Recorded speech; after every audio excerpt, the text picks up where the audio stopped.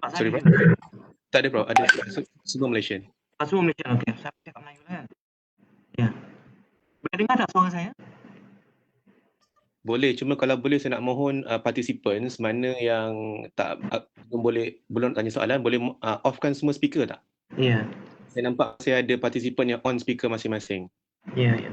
So, mohon kerjasama ya. Terima kasih.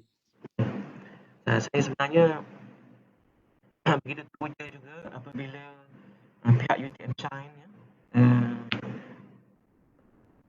menyatakan keinginan untuk menganjurkan webinar ni, iaitu to nurture, to inspire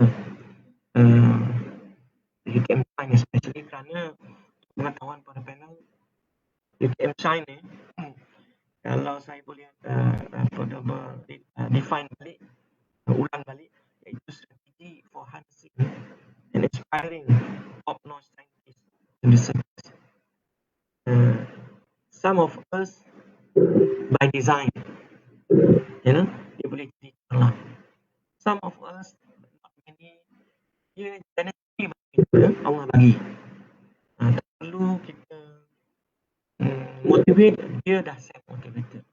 Tetapi kita tak boleh mengambil pendekatan ataupun persepsi bahawa semua orang yang sama.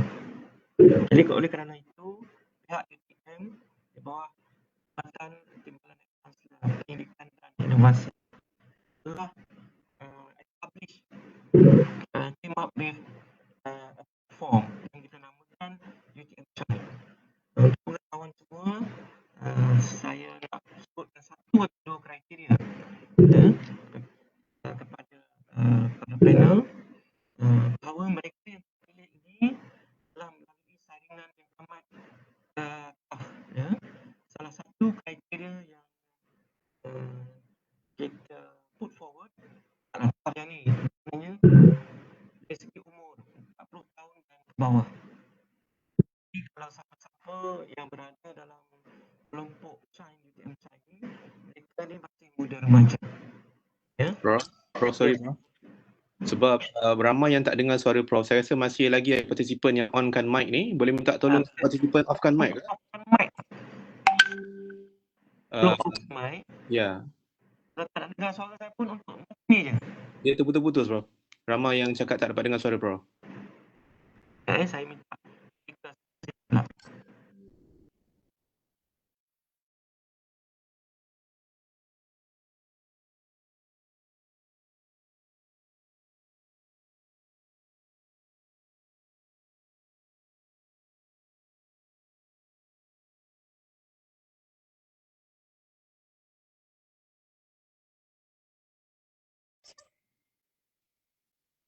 Mohon semua offkan mic masing-masing ya. Kita sementara speaker menyampaikan speech beliau. Terima kasih. Okey Datuk, dah. Semua dah di offkan mic Datuk. Silakan Datuk. Datuk punya speaker masih mute. Dengar tak suara saya? Dengar tak? Sekarang clear. Jadi salah satu kriteria utama adalah dari segi umur, ya, 40 tahun dan ke bawah. Jadi mereka yang tergolong dalam golongan UTMShine ini merupakan orang yang muda. Ikut-ikutlah. Yang tak pun nak remaja lagi dah jadi alumni. Dan salah satu kriteria lain yang agak nampak berdekat adalah dari segi pakaian fashion tag. Oh, masih lagi putus-putus Siap. Pakai line. Sekejap ya.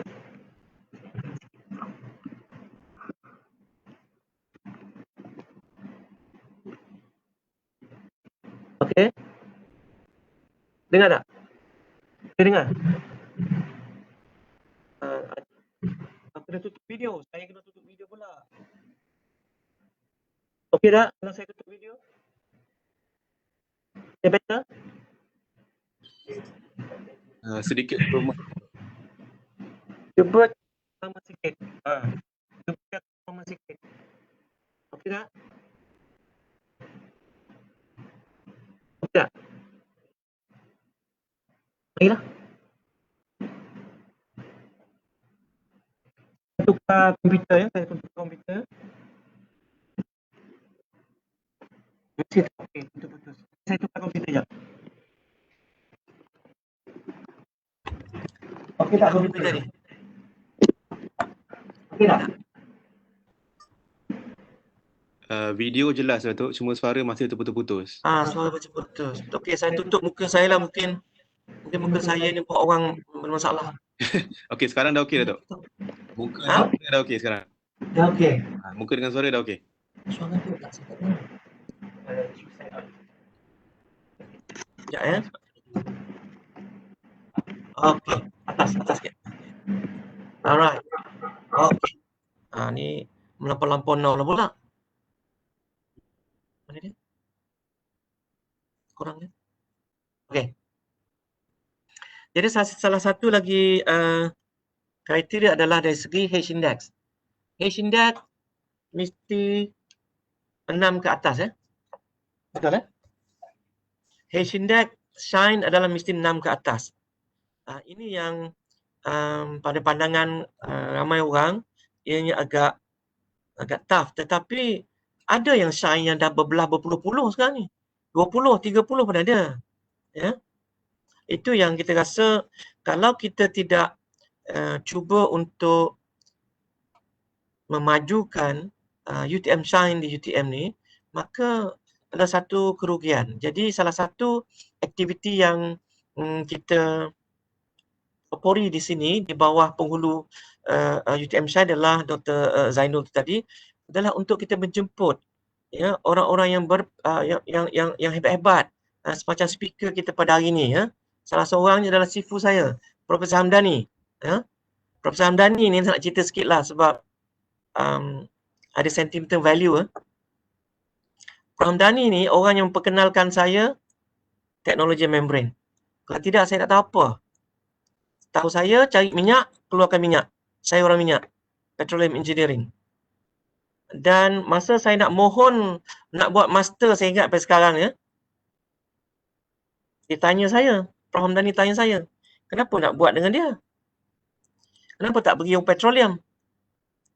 Antara jadi student-student saya nak buat PhD master dengan saya tanya soalan yang serupa. Kenapa nak buat dengan saya? Kan? Jadi itulah ya, saham Prof. Hamdani tu dengan saya insya-Allah sampai ke akhirat nanti. Terima kasih Prof. Saya nampak tu. Oh dah berkilat dah Prof. Hamdani sekarang ni. Tak dengar ke tu? Prof. Hamdani dengar? Oh tak dengar lah suara. Nanti speaker kena tolong check. Okey. Dengar? Oh okey dengar. Sorry lambat sikit Prof. Okay. Dan pihak universiti untuk pengetahuan semua partisipan amat berharap ya, Datuk NC selalu menyebut UTMShine. Kalau suatu masa dahulu orang mengatakan UTMShine ini diwujudkan hanya khusus untuk research sahaja. Tetapi data menunjukkan bahawa ya, data pejabat TNCPI menunjukkan bahawa kurang lebih 48% ya, mereka yang berada dalam kelompok UTMShine ini merupakan pentadbir akademik. Ya. Dalam salah satu perjumpaan dalam JPU, Datuk NC ada bertanya, macam mana jabatan TNCPI ini boleh groom, maintain and sustain UTMShine.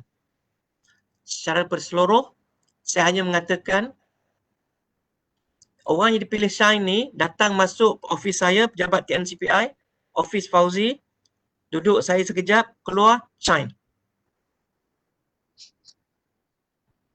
Kita tidak memerlukan sebarang duit. Siapa-siapa yang terpilih Shine untuk pengetahuan, speaker semua, kita hadiahkan dengan, kalau dulu masa duit banyak RU, kita bagi up to 50,000. Hadiah.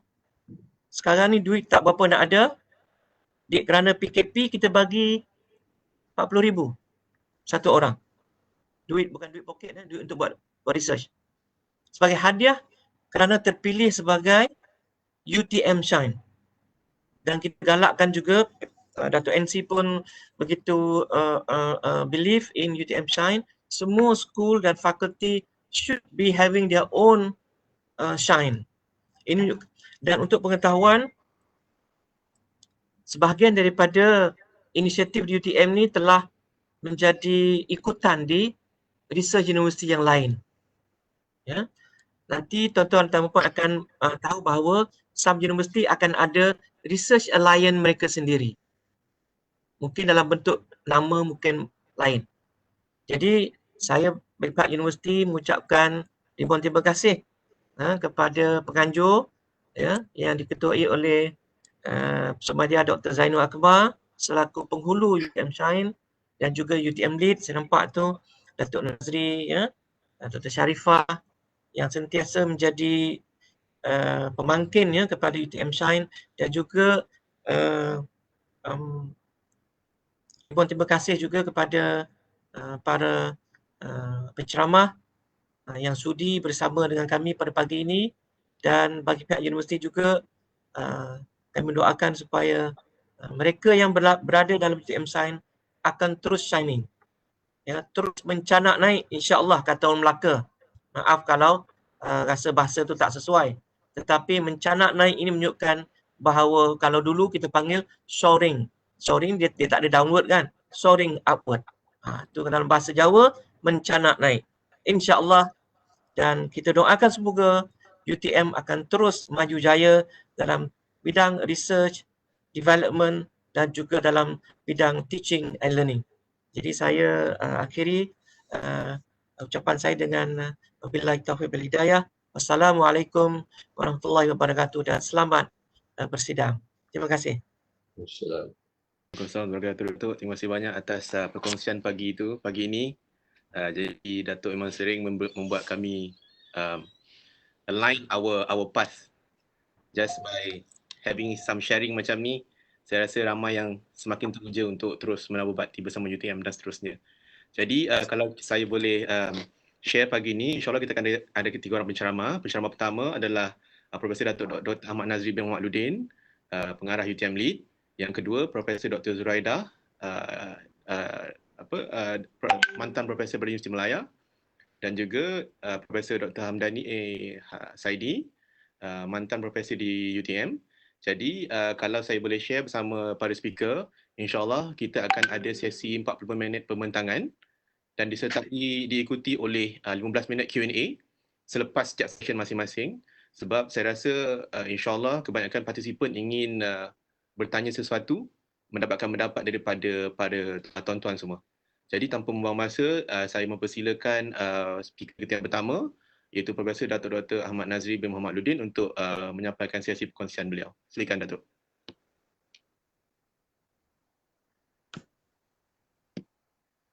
Terima kasih Dr. Ahmad Zainul Akbar.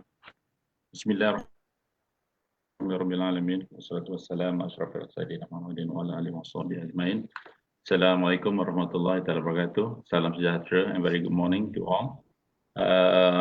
Before I start, let me share first my slides.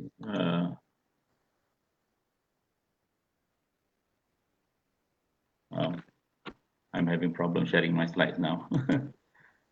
Got it.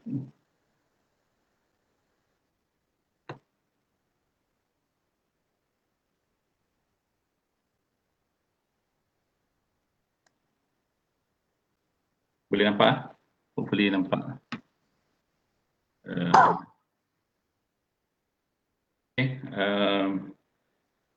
When Dr. Zain asked me to share basically a topic with regards to leadership, it is not all about you. It's really tough because I'm going to speak to staff who are already there to me, basically, yang telah lama, walaupun baru di UTM, tapi telah cemerlang di UTM. So it's tough for me to find what I expect to talk about, but giving the task by Dr. Sharifah, basically the topic says it's not about you. So I take up the challenge, and most of my talk will be about the experience that I've gone through the years. I'm going to retire next year, sorry. Will probably have a little bit of knowledge with regards to leadership, but that I can share with all of you. You boleh stop me at any point in time kalau you rasa you ada soalan, and then just basically, or you can just post it to the chat. I'll try to, as much as possible, have a look at the chat column and see whether if there is any question from there.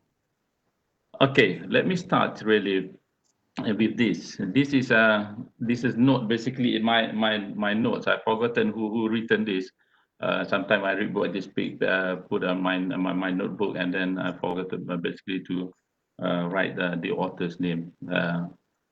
So it says here, before you are a leader, success is all about growing you. When you joined UTM, earlier UTM, you basically given a task, and then try to complete the task as much as possible. It's all about you before a leader. And now some of you in UTMShine, I looked through the profile of UTMShine. The youngest is 28 years old, while the oldest is 41 years old. So it's around, it's about 10 years difference, than 10 plus basically. So you join UTM with PhD dekat dengan umur 28 tahun. Saya harap orang 28 tahun tadi join bersama saya, bersama kita hari ini. It's basically about developing yourself when you join UTM. Sometimes you get guidance, sometimes you go on your own, sometimes basically you say, well, I've basically tired after completing my PhD, I just want to join UTM and then do whatever being asked to. So you have this group of people basically. That's why it's important for the management basically to guide these people. And then we have Prof. Hamdani today, and also Dr. Professor Raida, which basically helps you to assist you on that aspect. And then when you become a leader, success is about growing others. This is about.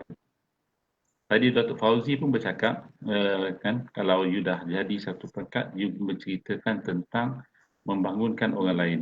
Prof. Hamdani berjaya membangunkan Dr. Fauzi, berjaya membentuk Dr. Fauzi, and then yang telah lebih berjaya saya rasa dalam konteks kecemerlangan akademik ataupun keberjamahan research.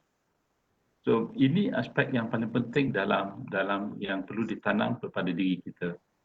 Semua kita adalah leader. Semua kita adalah pemimpin. Kalau tak menjadi pemimpin pun, sekurang-kurangnya pemimpin di rumah, menjadi kepada ketua keluarga ataupun menjadi pada pemimpin kepada anak-anak kita, pada mereka yang berkeluarga lah. Dan seterusnya.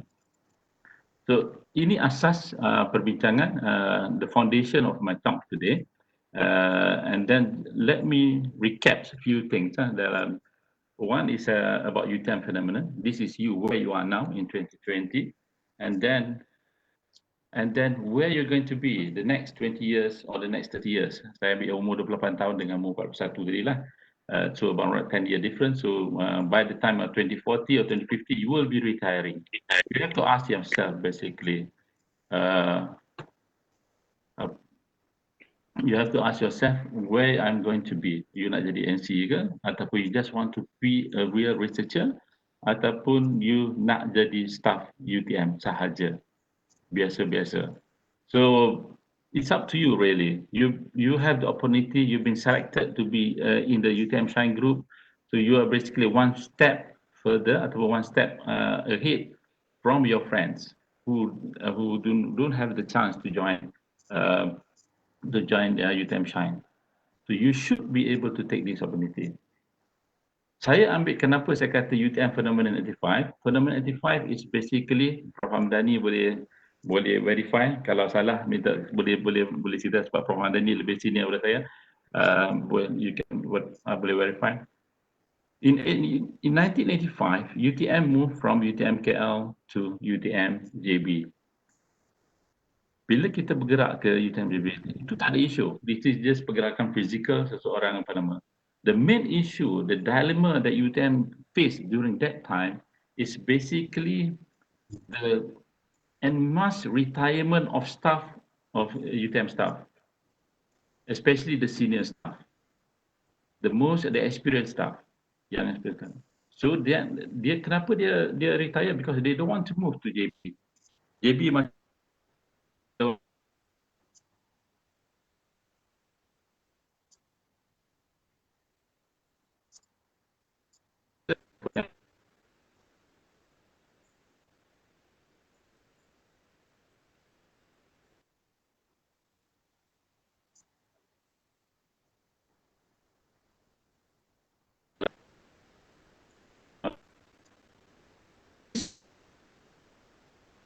Betul?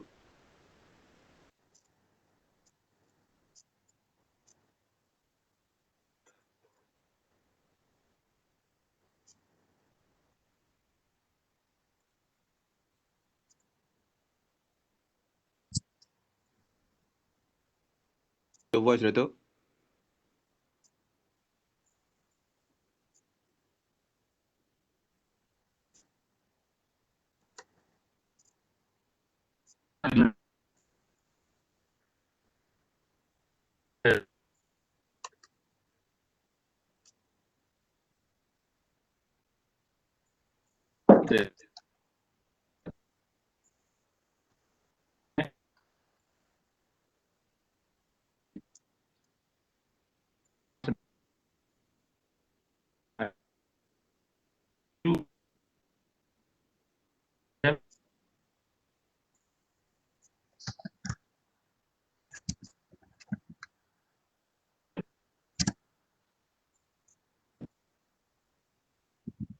Suara.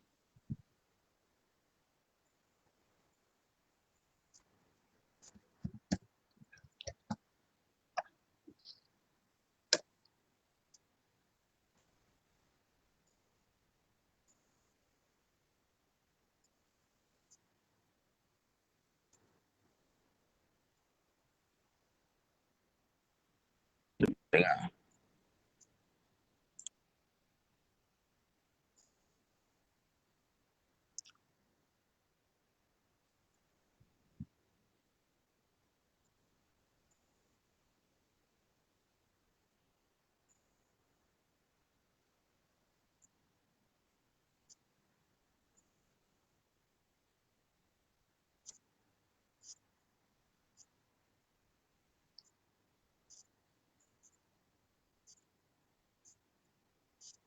Datuk Nazri, semua okey ke?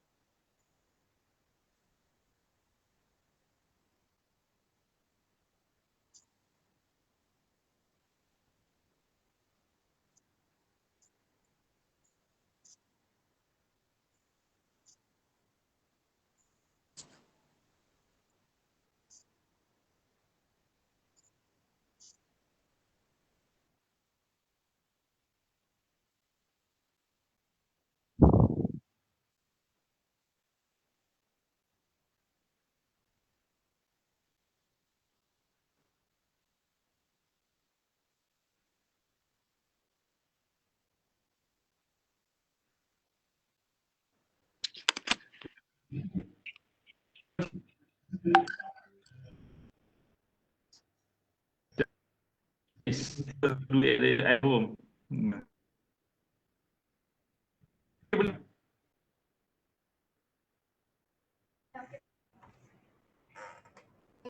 Chat. Whether Apa tu? Ya. Untuk yang kan nak bagi skor sebab dia kena bertindak untuk sediakan platform tu. Kan? Kat Saka area akad dah buat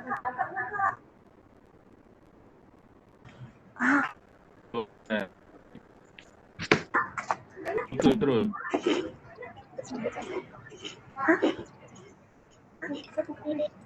mute.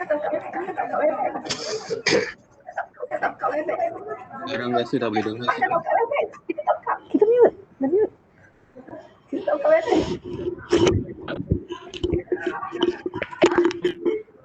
Masuk suara tak lah.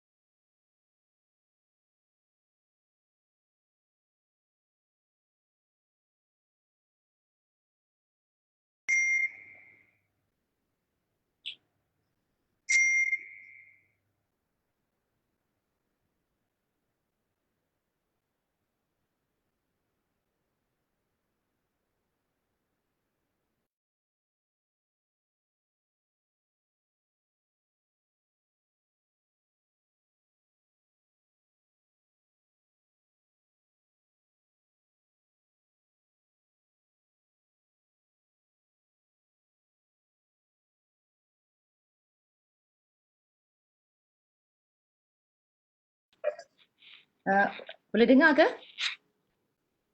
Datuk keluar sekejap lagi dia masuk balik. Boleh Doktor. Boleh dengar. It is very clear. Alright. Tunggu sekejap Datuk masuk balik. Ya, terima kasih.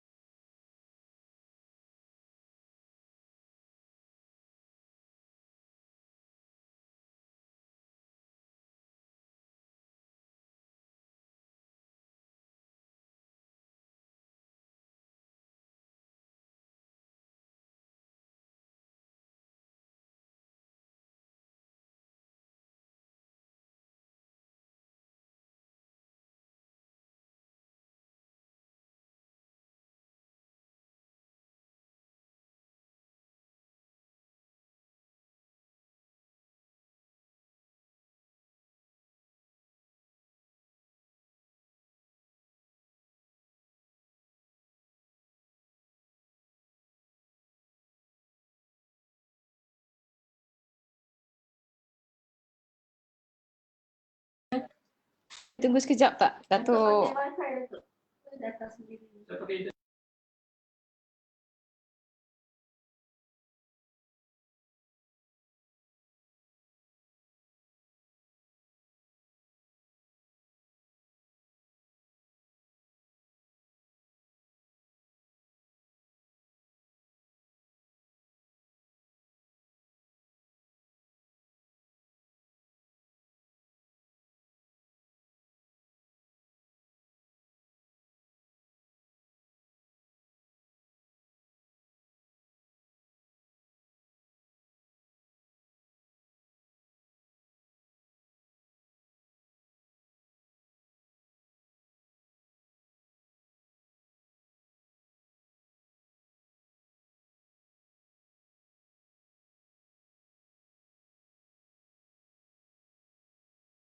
Dah okey tak? Boleh dengar suara saya? Okey.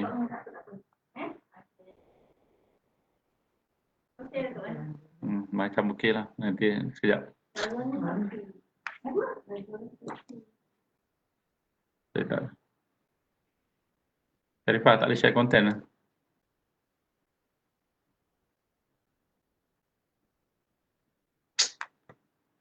So sorry.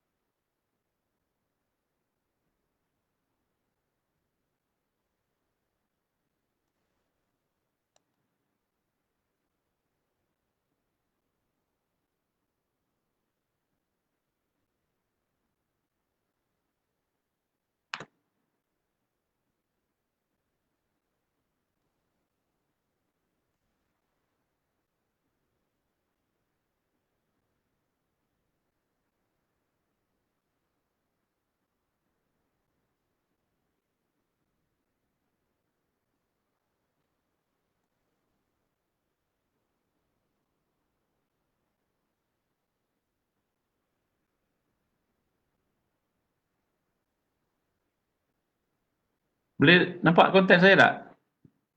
Sorry, saya tak dapat chat pun saya tak jumpa dah. Boleh Datuk. Okay, right. Terima kasih banyak. Thank you very much. I've been speaking alone nanti for 5 minutes. Right, so sorry.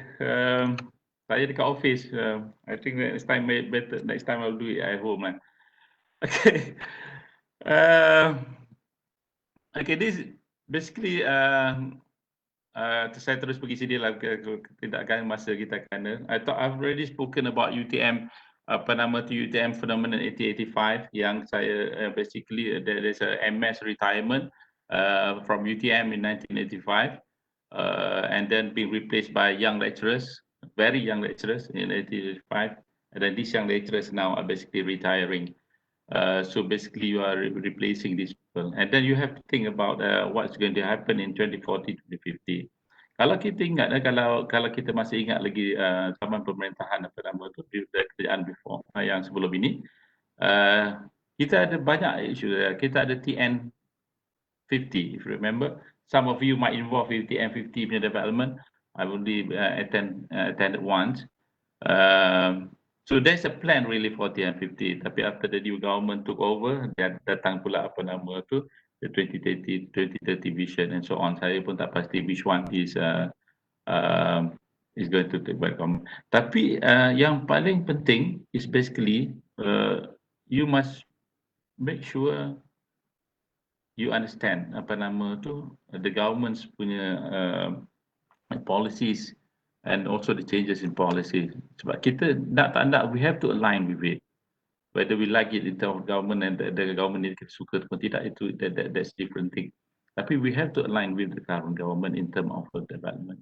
Itu penting. So when you move nanti, bila you nak retire nanti in 2040 or 2050, then you fikir balik masa you join UTM. Sekarang you dah jadi dalam UTMShine kan. So peranan apa yang you telah mainkan? What you have left? What legacy you have left basically in UTM? Itu yang penting dalam inilah.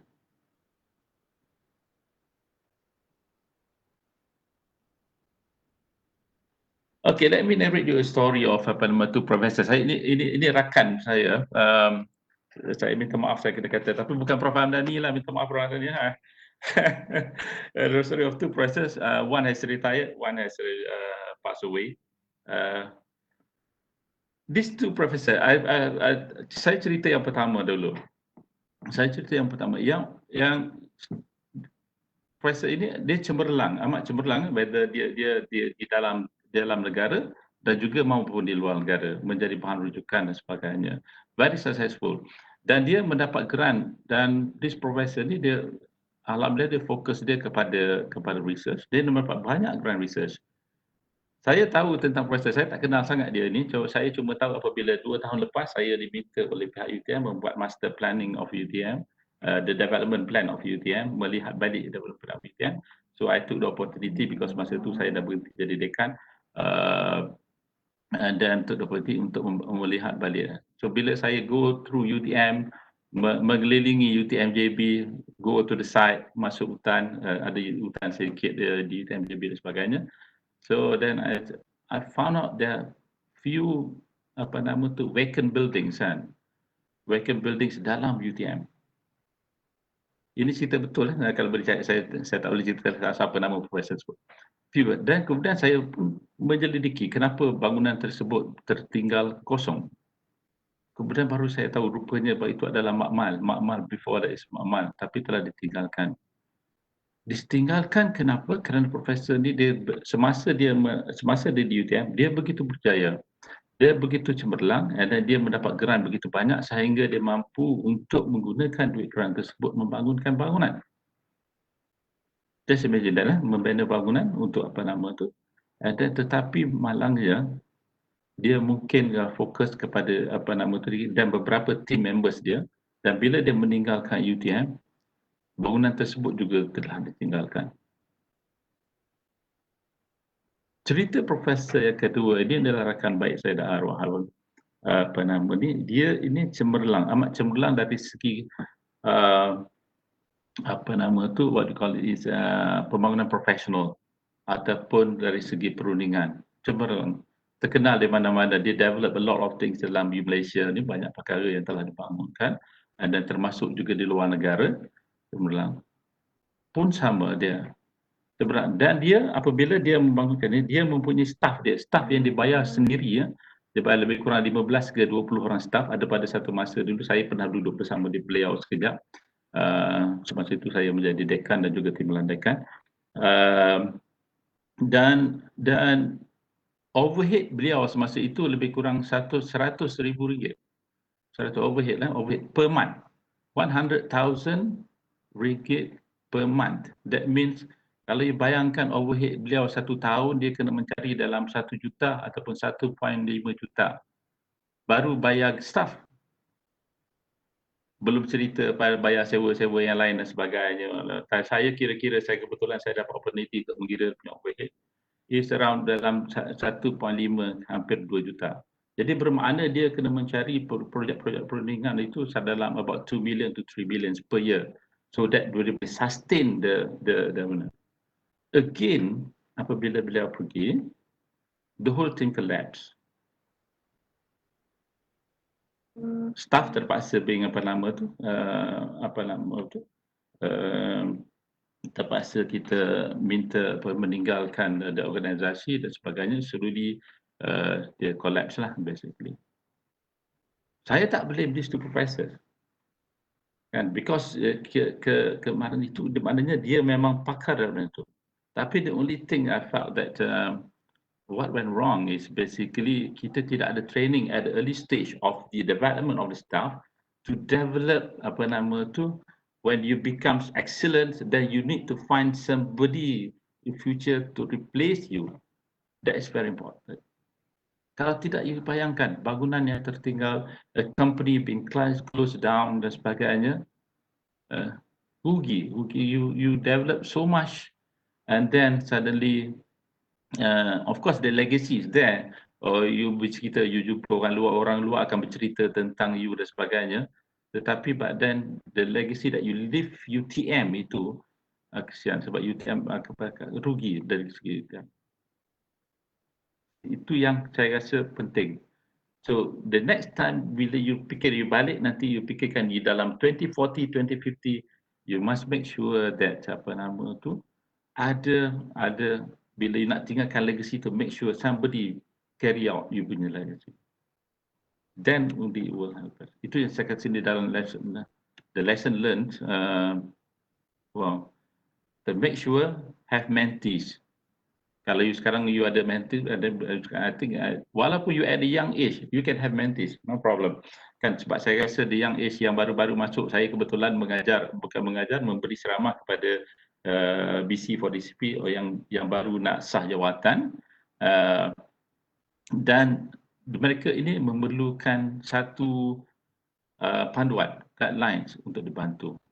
And then make sure also you have mentors. Walaupun you dah jadi mentor, you need the mentor as well to help to assist you. And then work in synergy with others. That's very important lah. And sekarang ni you cannot work on your own. And then also you must recognize that different. Kenapa saya punya slide jadi macam ni? Different requirement different era, different requirement. Macam tu, the phenomenon of 85 itu pengajaran lebih diutamakan. So you don't blame them kalau dia tak menulis dan sebagainya. Sebab dia being developed macam itu semasa itu. So different era, different requirement. Do not compare, tapi learn from it. Learn from it. You probably nanti 2040, the young one says that dia kata you mungkin ada banyak paper, your HH index mungkin 20, 30 or probably more than that.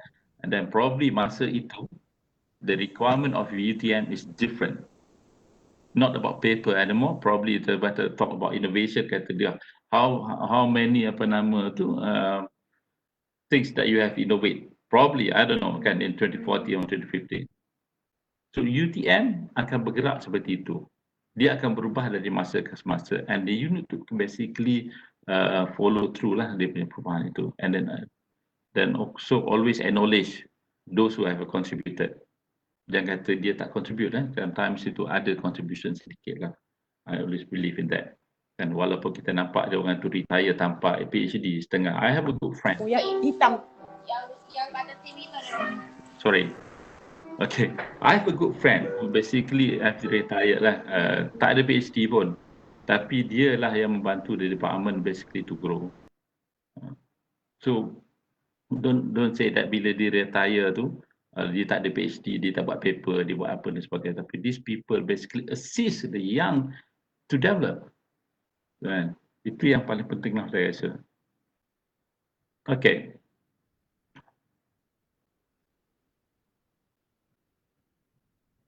I give you one scenario. Ini saya bagi scenario. Saya baca buku, kemudian saya ubah-ubah. Saya suka ubah-ubah ayat.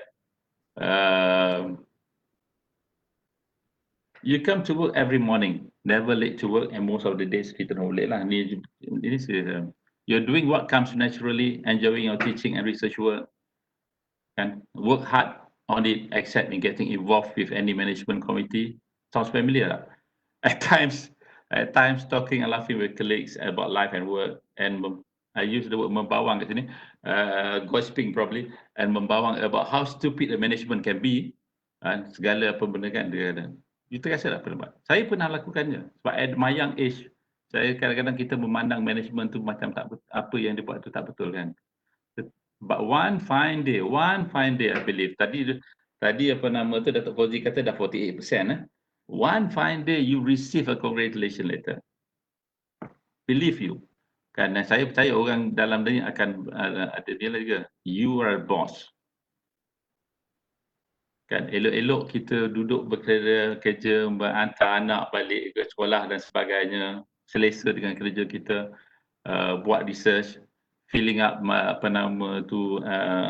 borang kelaikan pangkat slowly, and then suddenly just before you nak and then suddenly you dapat jawatan untuk memimpin sesuatu organisasi, tak kisahlah kecil ke besar. Dia akan berlaku pada sampai semua orang lah. Tak semua orang saya akan dapat itu. Tetapi dia akan berlaku. You are a boss. And then you start feeling, oh hari itu saya bercerita atau membawang or gossiping about apa-apa management. Bila you duduk jadi boss, then only you try to understand why certain things have been done. Then only you understand kenapa tindakan pengurusan itu dibuat. With editor. Yes, ada soalan? With editor. Ada soalan ya? Pasti Datuk mungkin mereka tekan mic tadi tu. Okay. Yeah. Alright. Okay, then you have to accept it. You have my life is 50% or more, or 60% of my life dalam academic life saya duduk dalam management. Saya mula-mula memang menyesal lah, tapi but then I've accept the fact after certain number of years, I've accept the fact this is my path probably given to me, and then I have to accept it. Dapat PhD terus jadi ketua jabatan during those days lah, sebab tak ramai orang kan.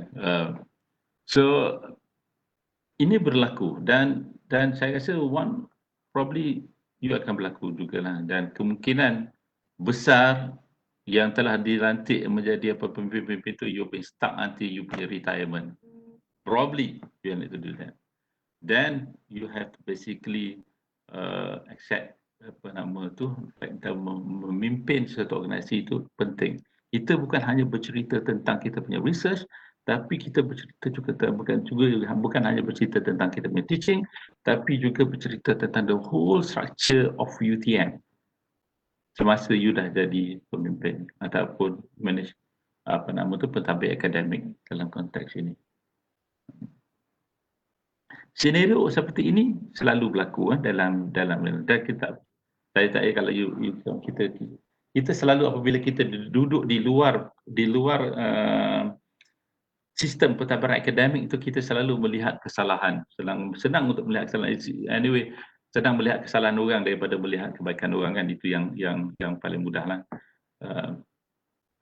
Tapi kita sering terlupa kadang-kadang untuk melihat diri sendiri, how much we have really contributed to UTM. Kita pergi kerja, balik kerja, adakah kita pergi lambat ke, datang lambat ke, ataupun kita balik awal, nak uruskan anak, mau masuk waktu kerja dan sebagainya, adakah kita gantikan dengan dia dan sebagainya. So ini pernah tak kita tanya diri kita.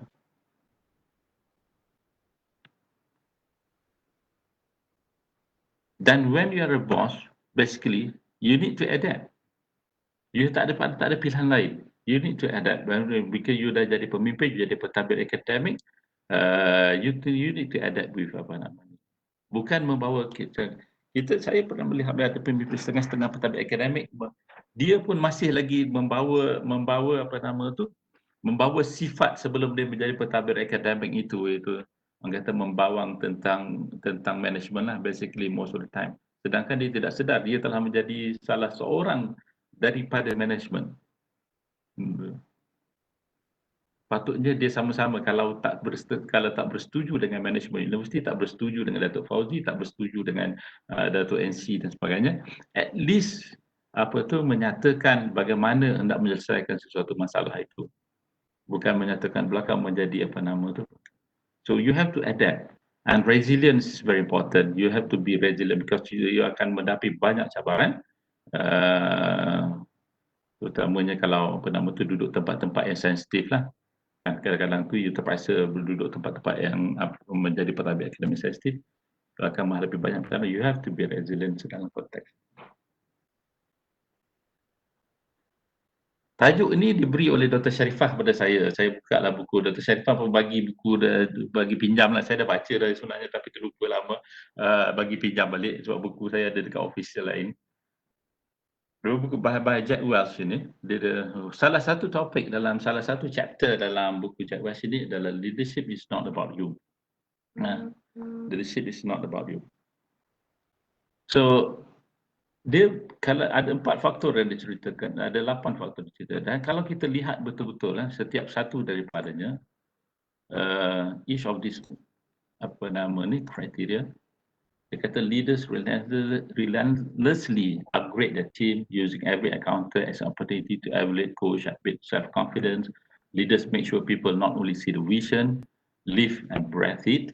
Leaders get into everyone, exuding positive energy and optimism. Leaders establish trust with candor and transparency and credit. Leaders have the courage to make unpopular decisions and gut kills, and so on. So ini semua kalau kita lihat setiap satu yang dinyatakan oleh Jawa, tidak ada. It's all about people, kan? It's all about people development. Ya, dia tak ada dia kata leaders itu apa nama tu. It's all about a team. You tidak boleh bergerak sendiri-sendiri. Kalau tidak nanti akan jadi macam apa nama tu lah, macam dua proses. Walaupun dia cemerlang, tapi yang itu cemerlang di sana, you cemerlang, tapi apabila you meninggalkan UTM, you akan membawa everything bersama you. It's all about a team. You have to establish a team. You have to work with other team as well. And then you have basically to make sure that you have successes in your apa nama tu, your team. And then make sure also kalau you membangunkan your successor, and then you akan membangunkan diri you sendiri. It's all about a team. Dan ini saya rasa yang penting dalam kita bercerita, kita what leaders do. Saya tak nak ambil banyak sangat buku. Kalau ambil banyak buku, buku-buku ni sama aja. Kalau you tengok buku-buku about leadership, buku-buku about motivation. Saya dengar ada tu Prof cakap tu kot. Jadi semuanya sama. It's all about okay. Okey. Saya dah ada ke dalam tu? Ada. Sorry. Ada soalan? Tak ada. Saya agak tak ada soalan lah. Belum ada. Okay, then leadership is not something you do to people, it's something that you do with people. Kita buat bersama-sama kita, dan ini kita kena understand.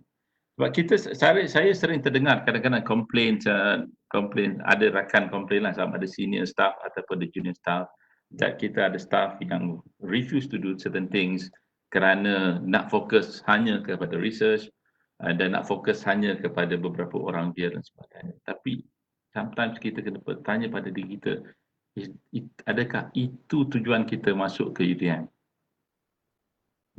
Adakah tujuan untuk membangunkan diri? The first slide yang saya tunjukkan is about growing you kan? And then now is the time for you to grow others as well. Kan? Kita kadang-kadang have to accept that's part of it. Ini salah satu yang saya pegang lah. The best leader, the people do not notice when the best leader's work is done. The people say, we did ourselves. The team did it, not dia tak kata. Dia tak kata orang ni buat, dia kata, not the leader yang buat. The team did it. Susah kan kalau nak buat macam ni. Biasa. Sebab dalam era sekarang, dalam zaman sekarang, you need to be visible, you need to show yourself that you doing something dan sebagainya. You nak buat macam ni, is going to be very, very difficult. So, kita nak bercerita, nak jadi pemimpin, kita nak cerita, kita telah buat ni, kita buat ni. Tapi the best leader is basically people. Apabila when the team says that we did it, then itu saya become more successful. Ini biasa tengok ini biasa. Ini saya nak cerita ni seronok juga bila ini Datuk Fauzi ada dalam ni. Datuk Fauzi punya favorite slide saya rasa dalam JPG kan. Dalam JPG. Soalan dia tentang ini, berkisar tentang ni. Siapa yang nak naik pakat lagi pada siapa yang belum menjadi Profesor Maknia, you pastikan hafal benda ni lah. Ini soalan pocu. Dia basically ini adalah satu benda yang dipaparkan dalam setiap jabatan. Semua PTJ ada paparan ini kan. Tapi have you basically look at it, baca dia, hayati dia, and then kemudian memahaminya tentang perkara ini. Kita ada filosofi, ada vision mission, ada strategic trust, ada core values yang dulu 11 jadi 4 dan sebagainya. So ini, dan saya sedih dalam saya ceritakan saya duduk dalam JPG ataupun jawatan kuasa pemilik guru, itu bukan akan pangkat bagi Profesor Maknia yang dipengerusikan oleh TNCPI ataupun TNCA, kadang-kadang TNCPI, kadang-kadang TNCA.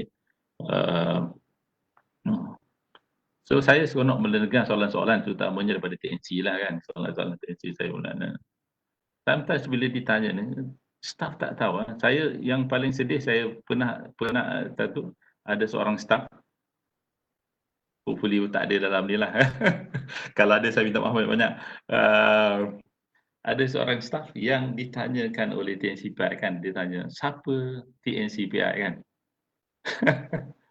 You bayangkan kalau orang tu dia tak kenal siapa TNCPI. Saya tak boleh bayang lah. Tapi dia tak kenal lah, tapi kita tangguhkan kenakan pangkat dia because of soalan itu saja. Sebab kita bila kenakan pangkat ni bukan bercerita you nak lampu hijau. Ada that 20% itu is more important than the 80%. Selalunya 20% itu menyebabkan kita gagal. Dan this 20% adalah bercerita tentang the core values ataupun tentang people, tentang ni. Bagaimana kita melihat orang lain, bagaimana kita contribute pada universiti, bagaimana kita contribute pada masyarakat. Itu adalah penting yang dalam pembangunan sebagai seorang staff. Bukan hanya bercerita tentang pembangunan diri, tapi bagaimana kita contribute pada universiti, bagaimana kita contribute pada masyarakat, itu yang penting. Dan menghayati, dan bila kita nak contribute pada universiti, kita hayatilah few things. Yang ini yang saya rasa, I have a few more minutes. I'm going to go quickly. So we have to embrace the vision dalam tu nak tanda. So these are things yang these are the notes that I've already basically yang saya sepanjang saya bekerja, program some notes dan sebagainya. Satunya dalam kita bekerja di UTM ni, we have to understand, align with the vision, embrace and live it. Macam kata Jack Welch tadi. You have to basically align with vision. You tak boleh ikut jalan lain. Saya have masa-masa saya jadi dekan dulu, saya have few staff. I've traveled with few staff who thinks that the faculty should be done this way. Dia tak align dengan the vision of the university lah. Semasa itu, apabila kita mula-mula menjadi research university, sebelum itu belum research university, ada fokus saya daripada fakulti alam bina. Fokus fakulti alam bina lebih banyak kepada perkhidmatan komiti, banyak perundingan, memang kita cari duit banyak. Dan banyak kepada, so don't talk about research lah, don't talk about papers dan sebagainya. Just imagine the task, the difficulty that I have. So to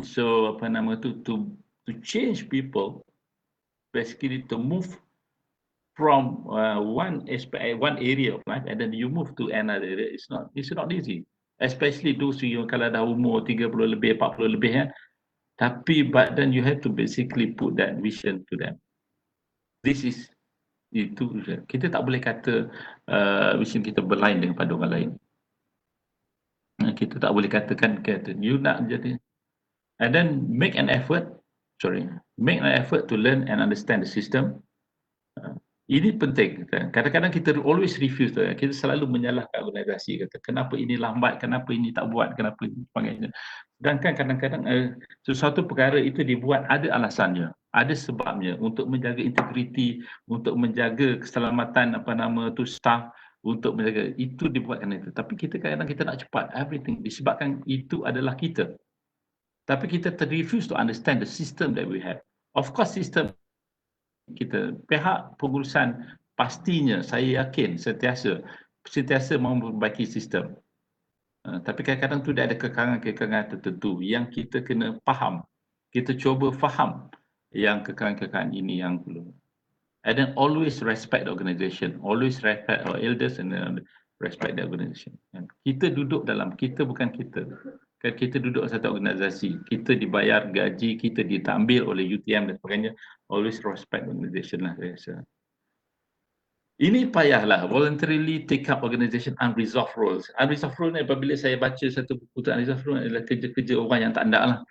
Kerja-kerja orang tak ada kat UTM ni pun dia buat dokumen akreditasi, mungkin membuat kaji semula ataupun melihat balik kurikulum dan sebagainya, roles yang tidak ada tidak dinilai dalam aktiviti kadang-kadang lah kan, kalau kata nak dinilai ataupun dalam kenaikan pangkat. Tak ramai orang nak. Tapi saya cerita pada you tadi tentang kawan saya yang dah resign tadi, yang tak ada PhD dia lah orang yang bila dia take up this unresolved roles, orang anak-anak buah dia ataupun rakan-rakan yang lain tu boleh fokus kepada, dan dia naik pangkat dengan lajunya. Dia tak nak naik pangkat sebab dia take up the unresolved roles. So kita kena sama-sama menghayati inilah, take the opportunity. Sekurang-kurangnya sekali dalam setahun ataupun sekali dalam seumur hidup, kalau payah sangat kan, sekurang-kurangnya dalam tu take up these roles. Membantu jabatan, membantu organisasi, membantu fakulti, membantu universiti dalam konteks ini. Kadang-kadang perkara yang amal-amal ni tak ramai orang suka, tapi please do take up. And don't be so quick to judge lah. Don't be so quick to judge and criticize. Sometimes the decision have been made by the university. Satu decision have been made by the university, and then kita cepat mengatakan itu tidak betul. Selalu macam itulah saya lihat. Tapi kadang-kadang kita tidak mahu memahami kenapa decision ataupun keputusan dibuat oleh universiti, keputusan dibuat oleh katakan Datuk TNCPI, Satu itu. Kita have to understand the decision that he made first and then do it. Dan boleh kalau you nak criticize, of course saya tak kata tak boleh criticize, tapi you can criticize, tapi try to understand first before, don't make that. And this is more semua, don't build little Napoleon. Ini yang kita dekat universiti pun risau. If you build this little Napoleon, dia menjadi menjadi barah kepada universiti. Sebab you tak align dengan vision, you don't embrace the vision, you tak mau memahami the system, you don't respect the system, and then you build little Napoleon, build rakan-rakan you. Dan kita ada ni kan. Saya dulu, saya ingat mula-mula saya kerja dulu, saya kebetulan alhamdulillah masuk kerja beberapa bulan, dipanggil oleh TNCP, duduk bawah dia, anak. Kemudian saya berpeluang untuk menghayati sedikit apa yang dilakukan oleh pihak pengurusan di pihak atas sana, melihat peluang-peluang itu. Jadi siapa-siapa yang ada peluang seperti elok. Dan saya lihat kadang-kala itu kan, saya ambil satu cerita lah, dan satu task yang diberi oleh TNCP kepada saya pada itu ialah, sebab saya dari bahagian perancangan bandar, saya jadi satu task ialah untuk melihat pembangunan pembangunan di UTM JB lah, secara keseluruhan, and then membantu beliau. The final decision masih lagi dia buat. Saya cuma feed up the information dan sebagainya. So during those 3 or 4 years saya duduk bawah TNCP, I have the opportunity then. I saw this people, orang-orang yang merasakan dia hebat dan sebagainya, walaupun kita tengok tak hebat, tapi dia menjadi barah kepada universiti untuk bergerak ke depan. Itu yang saya rasa tak betul lah. Yang saya sebagai anak muda semasa itu sekadar menengok saja, melihat saja, tapi kita nampak, kita yang nampak. Kalau orang luar boleh nampak keadaan ini, then you have problems. So itu kata pentingnya kita don't ever build a little Napoleon. Learn to appreciate and work with others. Ini saya rasa itu penting. Build the teamwork. Dan akhir few slides yang ni saya kena cubakan. Satu lagi kita tanda dalam satu perkara yang paling penting is integrity lah. Kan integrity dalam kita punya core values pun ada integrity. To try to be. It's very difficult. Saya pun kadang-kadang terbabas juga. I have to admit lah. Tapi you have to basically, kalau kita dah terbabas itu, kita have to fall back lah, patah balik, and then see yourself, muhasabah diri, tengok balik, and then what we're going to try untuk perbaiki. Tak semua orang perfect lah. And then be humble. Ini pun susah, tapi this something that's at least you always need. Ini satu buku yang saya tengah baca sekarang by Irwan, The Geography of Genius, buku lama, tapi saya beli itu minggu lepas pergi ke Big Box, jumpa buku murah RM20, belilah. Dia kata today we suffer from a serious case of genius inflation, dan genius inflation ni ramai jenis lah. Bila ramai sangat jenis, kadang-kadang tu dia the tendency to beat the little Napoleon tu tinggi. The probability to beat the little Napoleon tadi tinggi. So, but that is good because it helps. Kan kalau yang tak bagusnya di beat the little Napoleon tu, tapi the pembangunan apabila ramainya genius ini, and then it's good. They help to develop the university. Cuma sekarang kita kena balance between these people, yang all these geniuses, with these little building dan little Napoleon. Dan kita untuk menjadi genius, dia kata, dan satu benda yang one of the interesting thing dalam buku tu, dia kata tak susah pun, dia kata.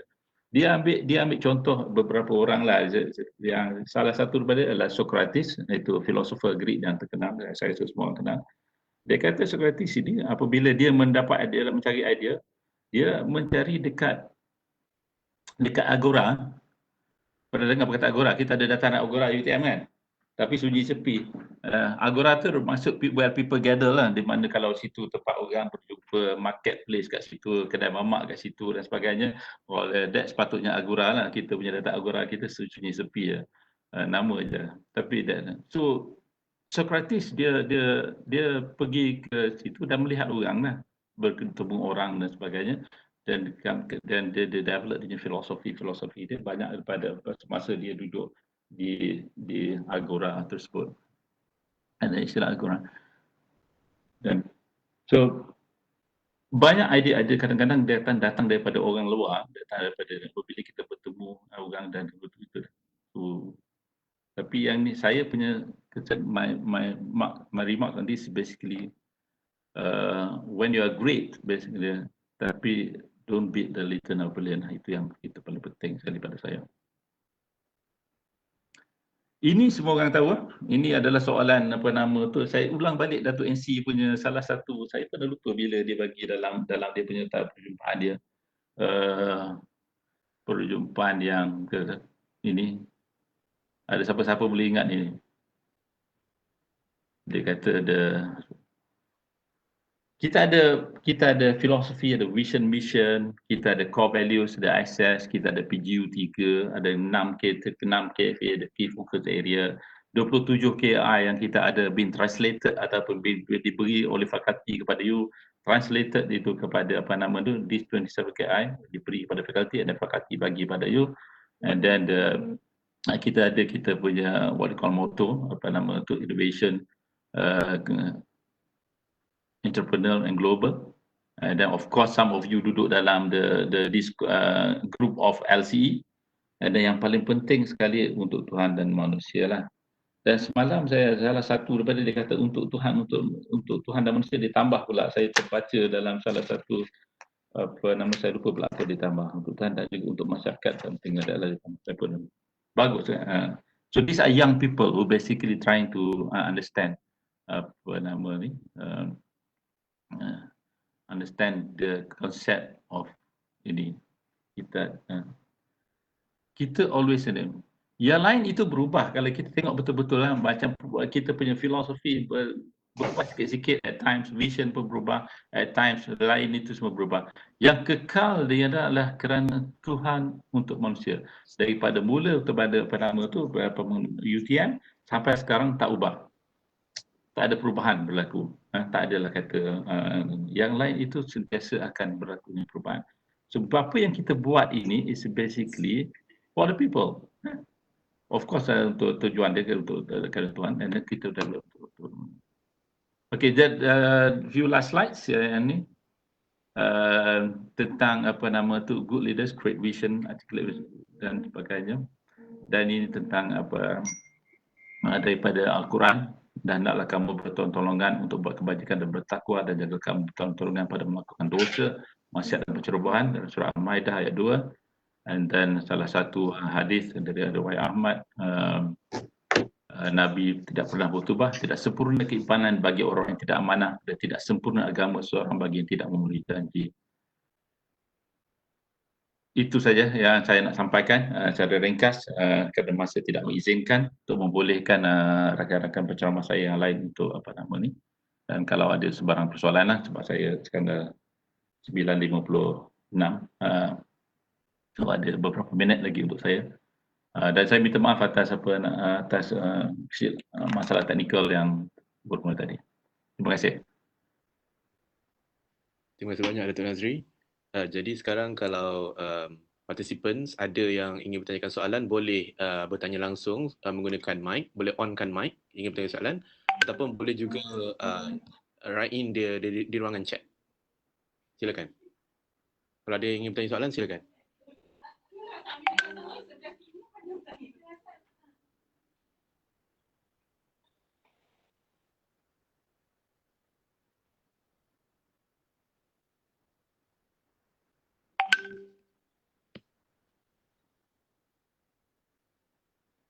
Okey, Datuk Nazri. Ya. Ada soalan daripada Prof. Mahdia Dr. Lim Jiang Shun daripada SKT. Dia soalan I got it. Okay. Is there anything you do do it differently. Benda yang saya menyesal lah. Wow, itu tough. Satu benda yang saya menyesal, saya cemburu dekat you all semua lah.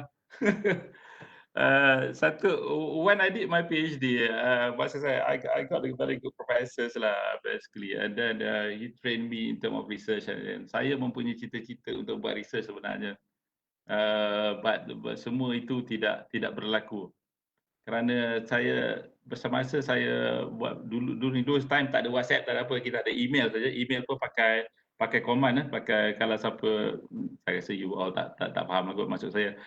Dia pakai command base, dia tak ada pull down menu macam sekarang lah, tak ada. Prof Handani mungkin lebih mahir tentang itu. Dia basically once saya dapat PhD itu, saya maklumkan pada saya punya dekan yang saya telah dapat saya punya PhD semasa saya di UK lagi. Dan next week tu saya dapat congratulation letter. Bukan congratulation letter tahniah dapat PhD. Congratulation letter dapat jadi ketua jabatan. So I was still in the UK tau. So I was so frustrated during that time kan. I said I promised my supervisor, I promised my external supervisor, yang kebetulan my external supervisor is also my macam mentor. I promised them basically will come out with lots of papers with what I've been doing, and then so semua tu tak berlaku. So bila saya balik, when I start with my management management career, I just could not focus on that. Tapi saya fokus juga pada yang lain lah. I do focus on my perundingan. I've done a lot of perundingan lah with that. Tapi like you say, Dr. Jang, if I can go back again, so I probably rejected my ketua jabatan. Tapi I just want to tell you, don't ever do it kalau you diberi tanggungjawab. Sebab I want to tell you a story about another professor, a good friend of mine. She's very critical on management, very critical on management. Dia semua cerita salah lah tentang management, patut buat ni, buat mana dan sebagainya. And then one fine day, she got a letter jadi timbalan dekan. Jadi timbalan dekan. Bila dia jadi timbalan dekan, and then she suddenly saw that it's very difficult for her. And then she resigned after few months. I don't remember berapa bulan. Tapi just few months she resigned, and then she has difficulty in getting a promotion after that. So remember that very well. Don't ever do mana-mana. If you just take it lah, then it's going to be difficult. Okay, dan soalan banyak soalan ni. Okay, the next soalan, bagaimana nak menyeimbangkan antara tugas pentadbir pendidikan? Wow, ini memang tough. Boleh Datuk Fauzi boleh jawab ni. I think he's great at this lah. Saya pun belajar dengan dia juga. Kadang-kadang kita belajar dengan the young one as well. Tugas pentadbiran nak tanda kadang-kadang kita tulis saja situ kita punya 50% of the time. PPT kata 50% saja, yang sebenarnya 100%. 100% of the time, almost 100% of the time sebagai pentadbiran. Nak tanda you have to do something lah pendidikan you. It's going to be difficult, tapi the balance itu you need to basically carilah. So I've done this, so tak banyak lah. I did my pendidikan, I did of course perundingan last year. Walaupun dah duduk dekat sini banyak kerja, I did my perundingan, ada satu perundingan cost about 1.4 million. Alhamdulillah settle lah, dah selesai. Tapi tough lah, struggling. Because struggling sebab you have to work 7 days a week basically. Tak ada pilihan lah, sebab the part of perundingan itu saya lakukan on the weekend. But bila datang office, you cannot do it. There's a lot of things that you should settle. Tapi you have to do it. Dato'? Yes. Sebab ada beberapa soalan lagi ni. Kalau boleh ambil satu soalan terakhir, dan soalan yang ditanyakan selebihnya ni, kita minta speaker yang lain untuk tolong jawab ke macam mana, Dato'? Boleh ke, Dato'? Boleh tu. Yang mentor tu saya bagi tu Prof Hamdani. Prof Hamdani cerita pasal mentoring kan. Boleh Prof Hamdani? Boleh insya-Allah. Prof Hamdani pun lagi hebat. your idea could be even better than mine, so please. So apa yang lain, how to improve communication on issues, feedback, process because the time is available. Oh, tak ada pilihan lain. We have to go back to ni yang I know communication as an issue. Datuk NC pun selalu marah saya tentang perkara ni. Is communicating what we have done is always an issue lah sometimes. Sebab saya apa nama tu mengambil sebagai pengurusi LPPT selama beberapa tahun. Alhamdulillah apa nama dapat serah kepada orang lain. So you have a new apa nama chairman. Dan it's always communicating the problem of the staff itu kepada top management and then the other way around is always a problem. Tapi something you have to, kita kena with this organisation kita selalu apa nama tu yang sekarang ni yang kita communicate macam saya buat, saya as a UTM lead kita buat roadshow je lah yang kita pergi one to one kepada orang yang kepada orang yang bermasalah. Sometimes you have to communicate apa nama. Tapi kita tengok cara macam universiti buat bila kita bangunkan the strategic plan, kita buat beberapa town hall, buat apa tu, we expect there will be a lot of apa nama tu suggestion from the staff lah. Itu. Dan I can agree with apa nama ni Dr. Azizul that kita semua orang pandai-pandai kan, susah nak apa nama tu nak dapatkan kata seperjuangan, tapi but then you have to communicate basically with them. Saya rasa itu saja Dr. I'm so sorry pada Prof Zuraidah ya. Prof Zuraidah taken your time. Dah 5 minutes taken your time. Dan I leave it to yang soalan Dr. Atif saya serah kepada inilah kepada Prof Hamdani. Okay, terima kasih. Terima kasih.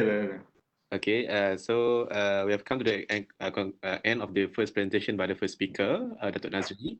So now we have the honor of inviting Professor Dr. Zuraidah to share her views on the presentation today. Silakan, Prof, if you are ready. Yes, can you hear me?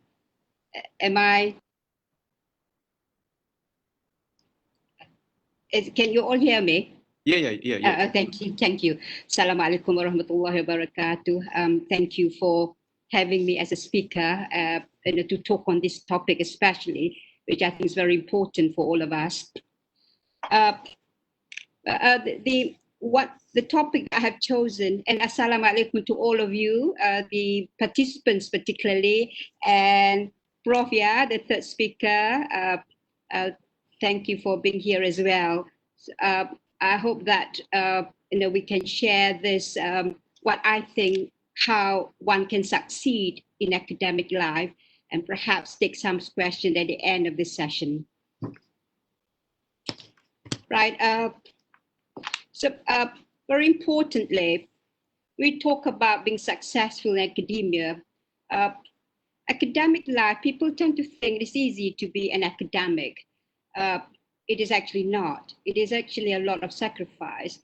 But one thing that one learns from being academic is that we develop as we go on over the years. If you look back, all of us who are at our age, I'm in my 60s now, when I look back when I first became academic to who I am at the moment, it is a humbling process to know that over the years, you fall and you rise, But what is important is that there is a very important need for you to believe in yourself, to go on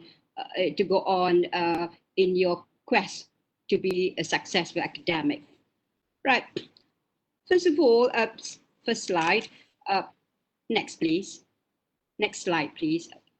Now, when you talk about academia, being successful, there are two things which we have to focus on. The first is performance. Academic world is all about performance. And this performance is seen in the output that we produce. The second, which is very important, particularly for the young one, is the potential in us. And that's where sometimes we go wrong. We see young academics coming back from abroad with all this vision and mission and the ambition to be successful, yet cannot develop the potential which was identified when they were doing their PhD. So this is very important, particularly for university and especially also for academics who actually have this this strong ambition to be successful. You need to continue to want to be successful. Next slide, please. Next slide, please. Next slide. Now, how do you define performance?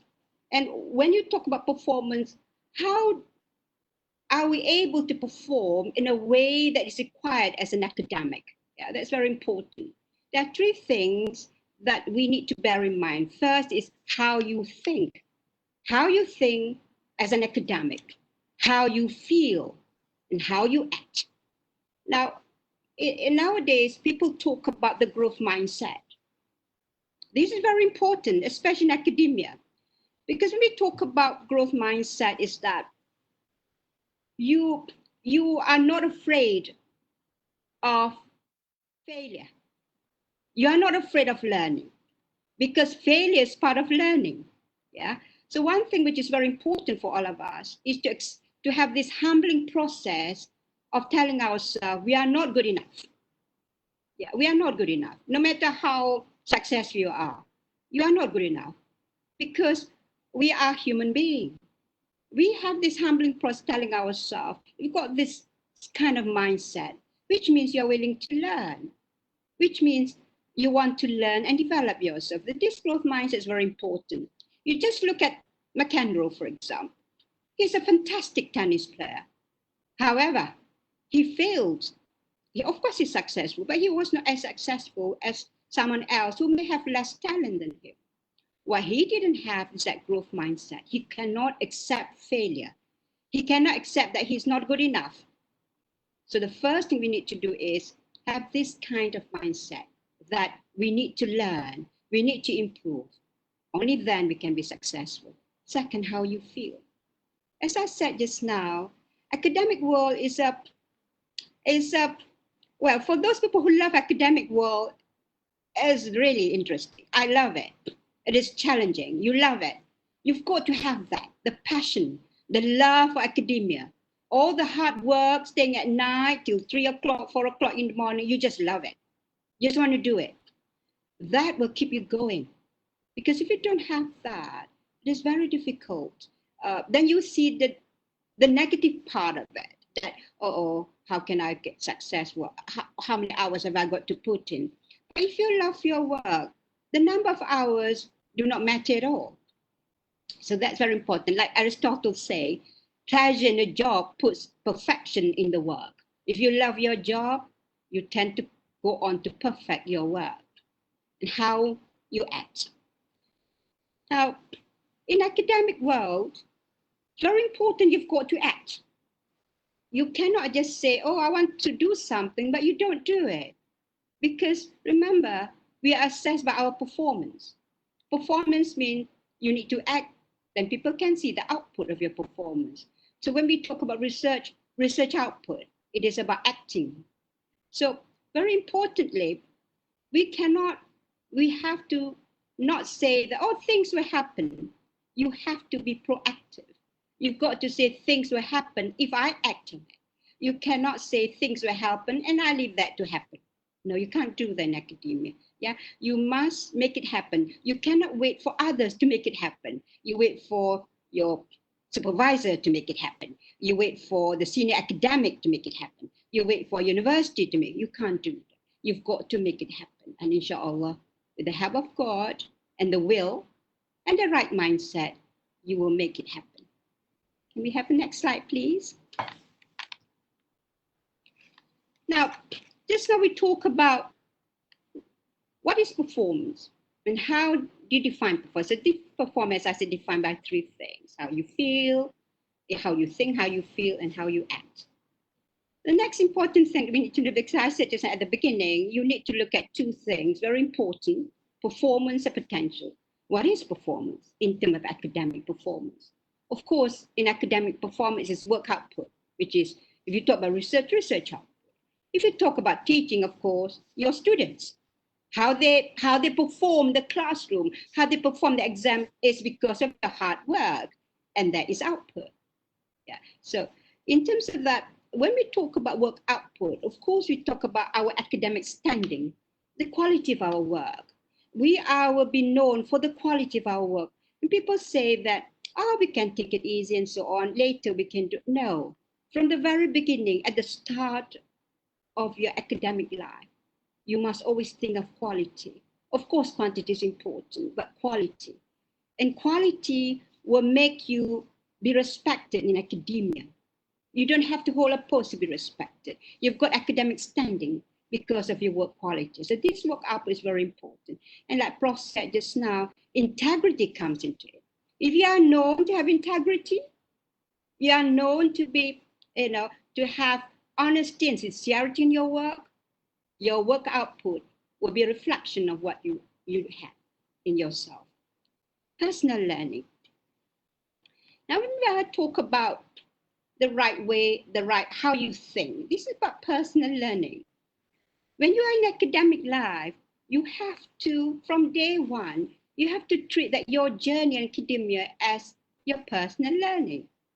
That every single day, every single second, every single minute of your life is actually personal development. It is a learning process. Even when you fail, you learn. Even when your article is rejected, you send to an ISI journal, it is rejected, you actually learn. When you're successful, you learn. All this is about personal learning.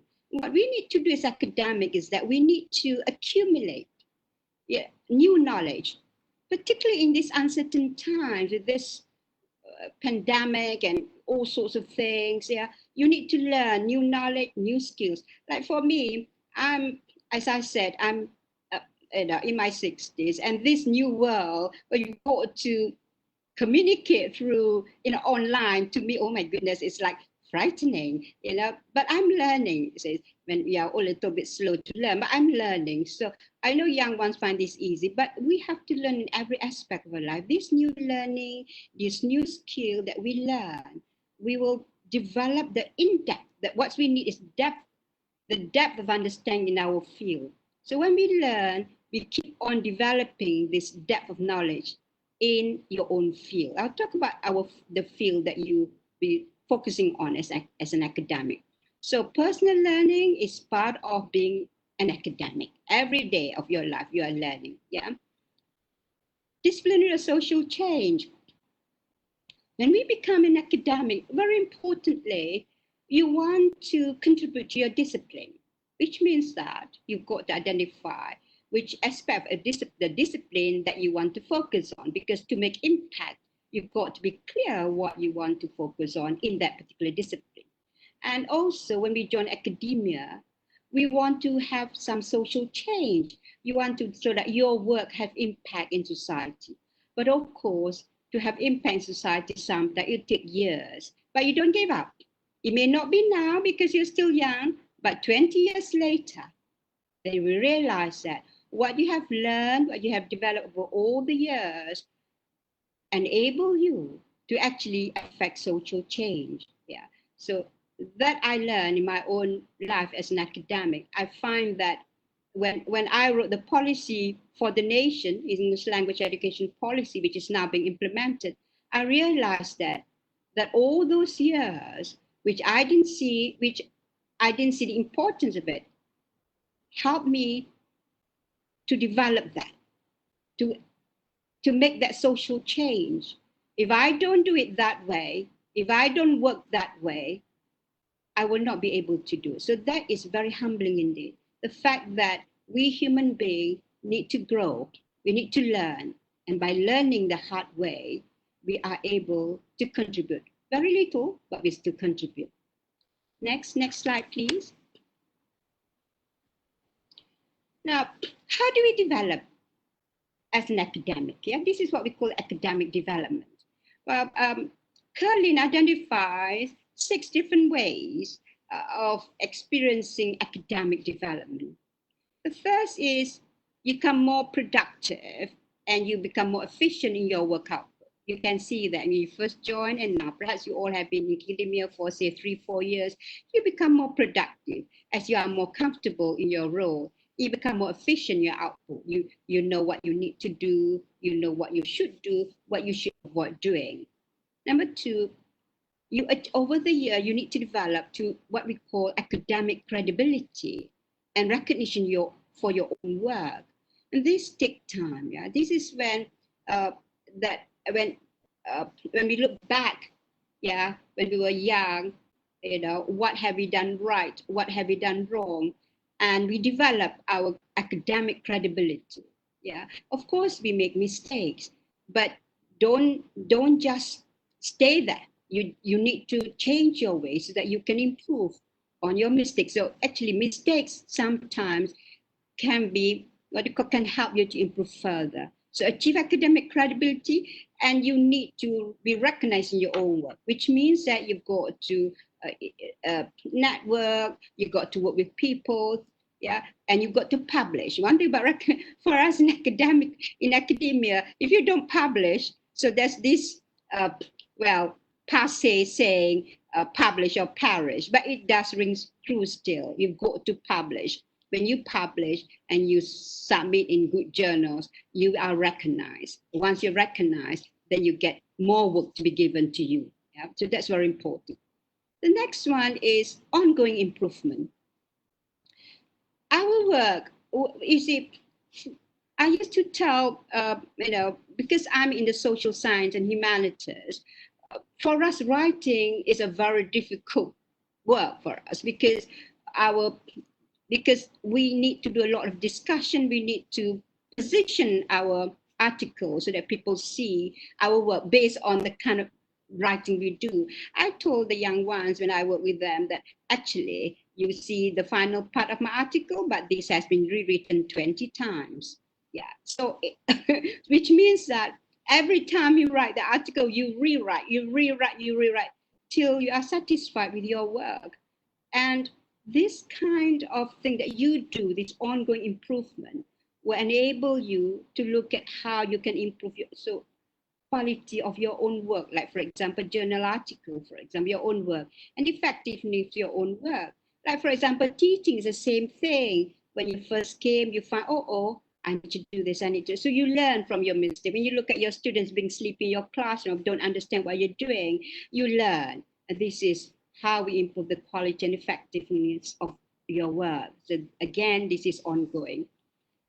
Now, next ongoing is the accumulation of personal knowledge and skills. Yeah, you've got to do that. In academia, you've got to read. You need to read and read and read, and you need to develop, redevelop, reinvent, redevelop, develop, because that's how we move on. That's how we become academic. That's why academic life is never boring, because we do not stop growing. Yeah, we do not stop developing. This is a wonderful thing about academic life. The fact that we can grow. The fact that when we make mistake, we can tell ourselves, I did a boo-boo there. Now, how should I do? What should I do? So you don't have to feel bad because everybody do that kind of work. And this is part of your personal growth of your personal knowledge and skill. Next one is very important, especially when you should start now. Of course, when you advance in your career as an academic, this is very important. The depth, increasing depth. You need to increase as you go on. You increase the depth and sophistication of your understanding your own field. This is very important. When you first join academia, you are interested in your discipline. So you're very narrow, your focus, yeah, whether you are in engineering, maybe engineers know more, but that's whether you are in the social sciences, in arts and humanities, you develop what we call the disciplinary knowledge of your discipline. As you grow on and become more senior, you develop depth and you develop sophistication, you to understand this. For example, when you are young, you write an article very much based on your research and you publish. Yeah, as you go on, you need to go beyond that to just publish in one little area. You need to go to extend your area. Yeah, what I always tell people: the first circle, the second circle, the third circle. The first circle is your disciplinary expertise. The second circle, when you decide to work with other people in other disciplines, yet preserve your own discipline. The third circle is when you contribute to society, when you write policy papers, you have the government to look at rules and regulation, how you can improve this.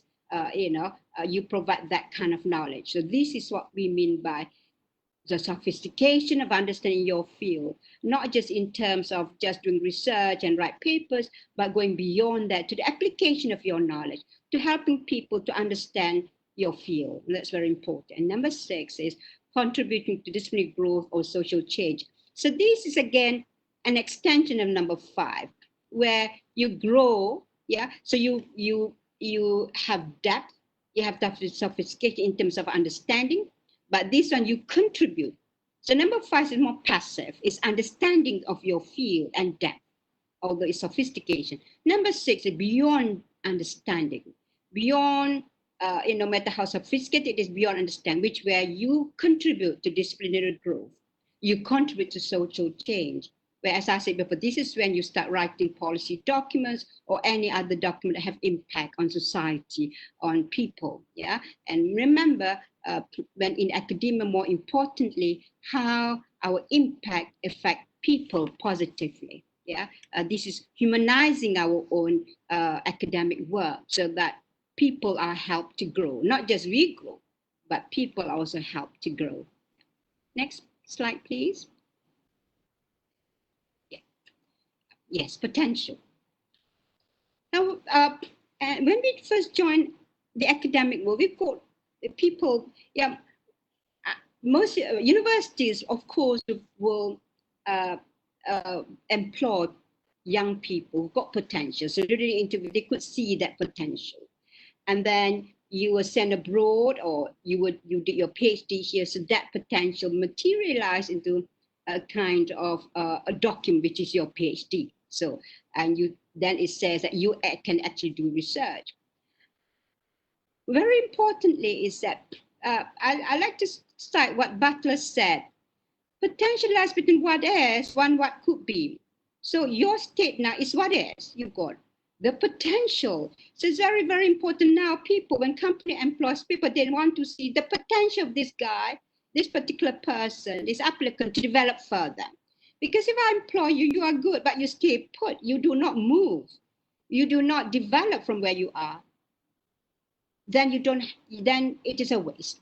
So that's why a company now always look at what could this young man be in the future, yeah, and then help this young man or young woman to develop this potential so that it becomes a reality, yeah.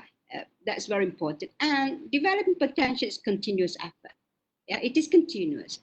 It is not just based on strength or intelligence. Yeah, so it is a continuous effort to bring out this potential, because some people may have intelligence, some people may have strength, but if you do not develop it, you will not be able to unlock your potential. This is what Winston Churchill said.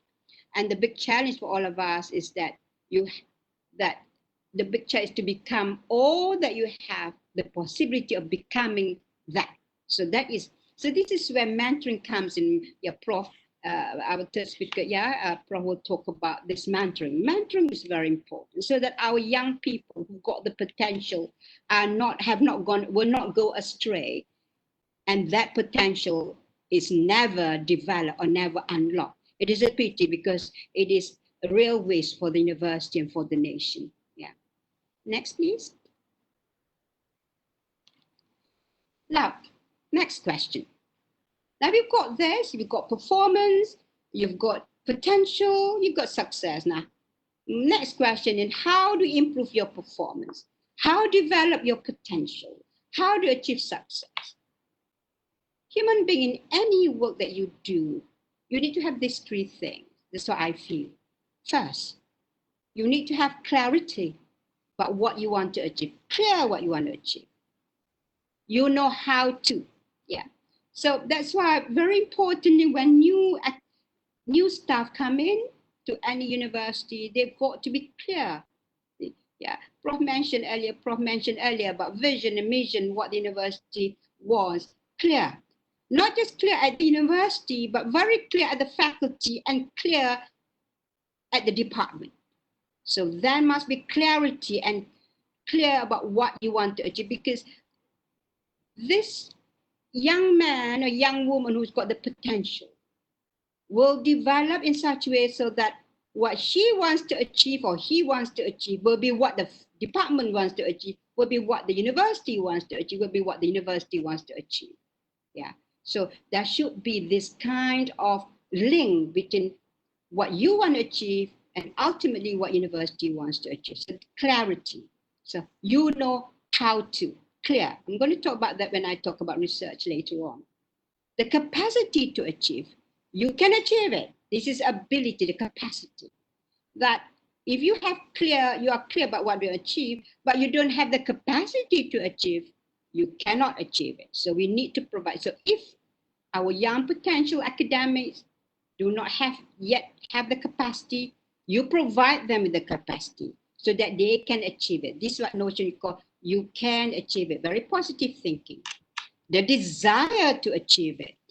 You cannot just have clarity of what you want to achieve. You have, for example, you have the clarity, you have the capacity. Have you got the desire? This is about how you feel. You feel, yeah? Very important. This is very important. If you don't have the desire, you have no oomph. You cannot perform because you don't want to do it. You don't have that passion for academia. So that's why very important when you come in, when we interview people, what you want to do is to see passion in this person. Has this person got the passion, the desire to achieve all this? If you've got it, even if you don't have the ability, you will do it and you get it.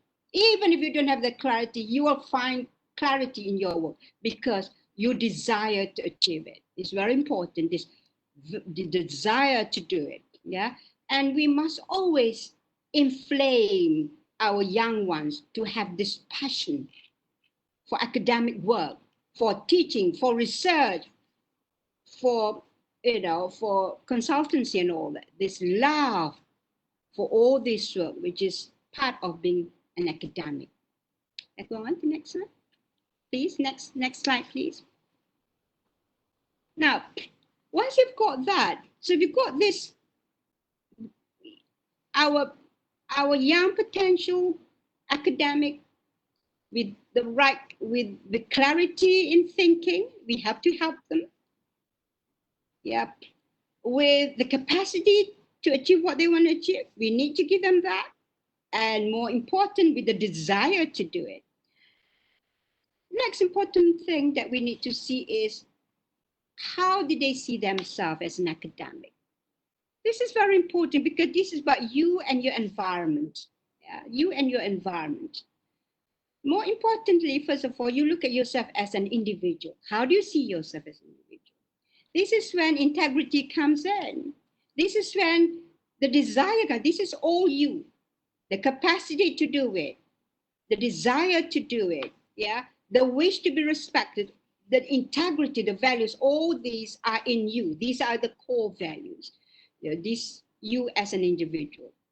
However, in academia, we don't just live as an individual. Definitely, everybody says you cannot succeed to be a loner. Yeah, years ago perhaps, but now you can't. Yeah, you need to develop your discipline, of course, but in order to succeed further, you got to work with other people. This is where you and other people, other academics in your field, start with your department, your faculty in your field, and then you go on to beyond your field and also your work with other people, for example, the ministry, the government, and so on. So this is you and other people. That has to be, you have to know that earlier on, and you have to understand that kind of, that we live with other people. And when we live with other people, we need to have positive thoughts. The moment you have negative thinking, it goes from it's like this coronavirus, it goes from one person to infected others so that everybody is negatively infected. You can't. You need to have positive thoughts. You need to have positive thinking. Even in times of trouble, you need to help each other to develop that positivity in yourself so that the positive thing come from you, then you can bring positive thoughts to others. The next one is you, yourself, and the environment. The environment can start with the environment in the department, yeah, the environment in the faculty, the environment in university, and the environment beyond the nation, yeah, and the world at large. This environment, whatever we like it or not, we cannot have a perfect environment. Nothing in this world is perfect. But more importantly, how you make the environment work for you. How you exist in that environment, you adapt so that even though there is negativity in the environment, you still can exist because you have this capacity to grow. That whatever negative thing that happened in your life, you can use it as part of your learning, the self to learn. I remember when I was a young lecturer, I wanted to do a PhD, but I was a bit young then. And I didn't get a scholarship to do a PhD. It was quite some time ago, years ago. I was sad. But the university, need to give to someone older than me because I was rather young. So I have a few more years to apply for a scholarship. They give to someone who's about to, a bit older than me and cannot apply in a few years' time. So that was given to them. Of course, I was sad. I was not happy. But then I kept telling myself, if you keep on feeling sorry for yourself, you cannot change. That is the rules and regulation university. And when I look at it, I say, yeah, you have to be fair to the older people because they cannot apply, of course. But of course, then I told myself, right, that you still want to do PhD? I say, yes. Okay, do it part-time then. I did it part-time. But again, as I said, this is how you exist, how you adapt. So that one thing I learned about myself, one thing I learned by doing part-time is that I learned how to manage time. I learned how to multitask, which had I got the scholarship, I wouldn't be able to do that. So that's a good thing, of course. But during that time I was a bit, of course, not happy. We are only human beings. But as I said, make the environment work for you. Do not let the environment destroy you. Yeah, do not like it because you only destroy yourself. So work with the environment, adapt. And always tell yourself that you can try. God decides. If you think that, then nothing will make you unhappy because you can only try as a human being. Try as hard as you can and leave it to God. That's all we can do. Okay, next slide, please. Next slide, please. Okay, planning for your career. Now, with all that background, how do you plan for your career? Now, you need to think proactively about your career. Yeah, you need to think proactively about your academic career. Ask yourself this question: have you got a long-term plan for your career? Yeah, you need to have your own plan. But of course, you also need to look at the plan of the department, the faculty, and university, so that your plan will help the department, the faculty, the university grow and achieve whatever university wants to achieve. So that you need to make sure that your plan is part of university plan. So you need to know what university plan is so that you support that plan. Yeah. And you need to ask yourself a most important question this: what sort of academic do you want to be? What sort of academic do you want to be? Only you can answer that question. Yeah, you can answer that question. And then you develop yourself. And don't forget this, once you've got all this, see, as I said, academia is about performance. And we can only know people perform if you have something to show that you perform. This is where you need to construct your portfolio career. Very importantly, everything that you do, you need to put in your portfolio career. You put it there first and then you start selecting what is important for you. So don't ever not to have, this construct your own portfolio career very early on. Okay, and I'm going to talk about what are the things that you need to put in relation to you growing as an academic. Next slide, please. Next slide, thank you. Now, these are the elements of academic work. I'm going to talk about all. I'm going to concentrate on research for this particular presentation because we don't have much time, but these are the elements of academic, and this should reflect in your portfolio. Your portfolio should have all this, yeah, early on. Research, of course, yeah, and process, yeah, we tend to focus a lot on research. Let me just, but let me tell you how research can help your teaching, can help your consulting, can help the MA, yeah. So research, of course, research and research output. It's very important. Teaching and supervision, yeah. And many people teach, they love teaching. And don't forget supervision, because this is when you can develop research. You mentor your supervisee, then you develop your supervisee to go into research, to extend further, and you, with your supervisor, you help them grow, you yourself will grow. So even the research is there, but by supervising, you develop research. So you need to link research and what topic that your students, what topic do your supervisors work on, because that need to support your own research. Yeah. So that's why I say, but you must remember the 3 circles there, how you develop those circles and how you extend those circles so that your supervisee may not really be doing your own work, maybe doing multidisciplinary, but you can still provide the supervision. Yeah, you can publish in journals, other journals beside your own area of expertise. Consultancy and professional practice.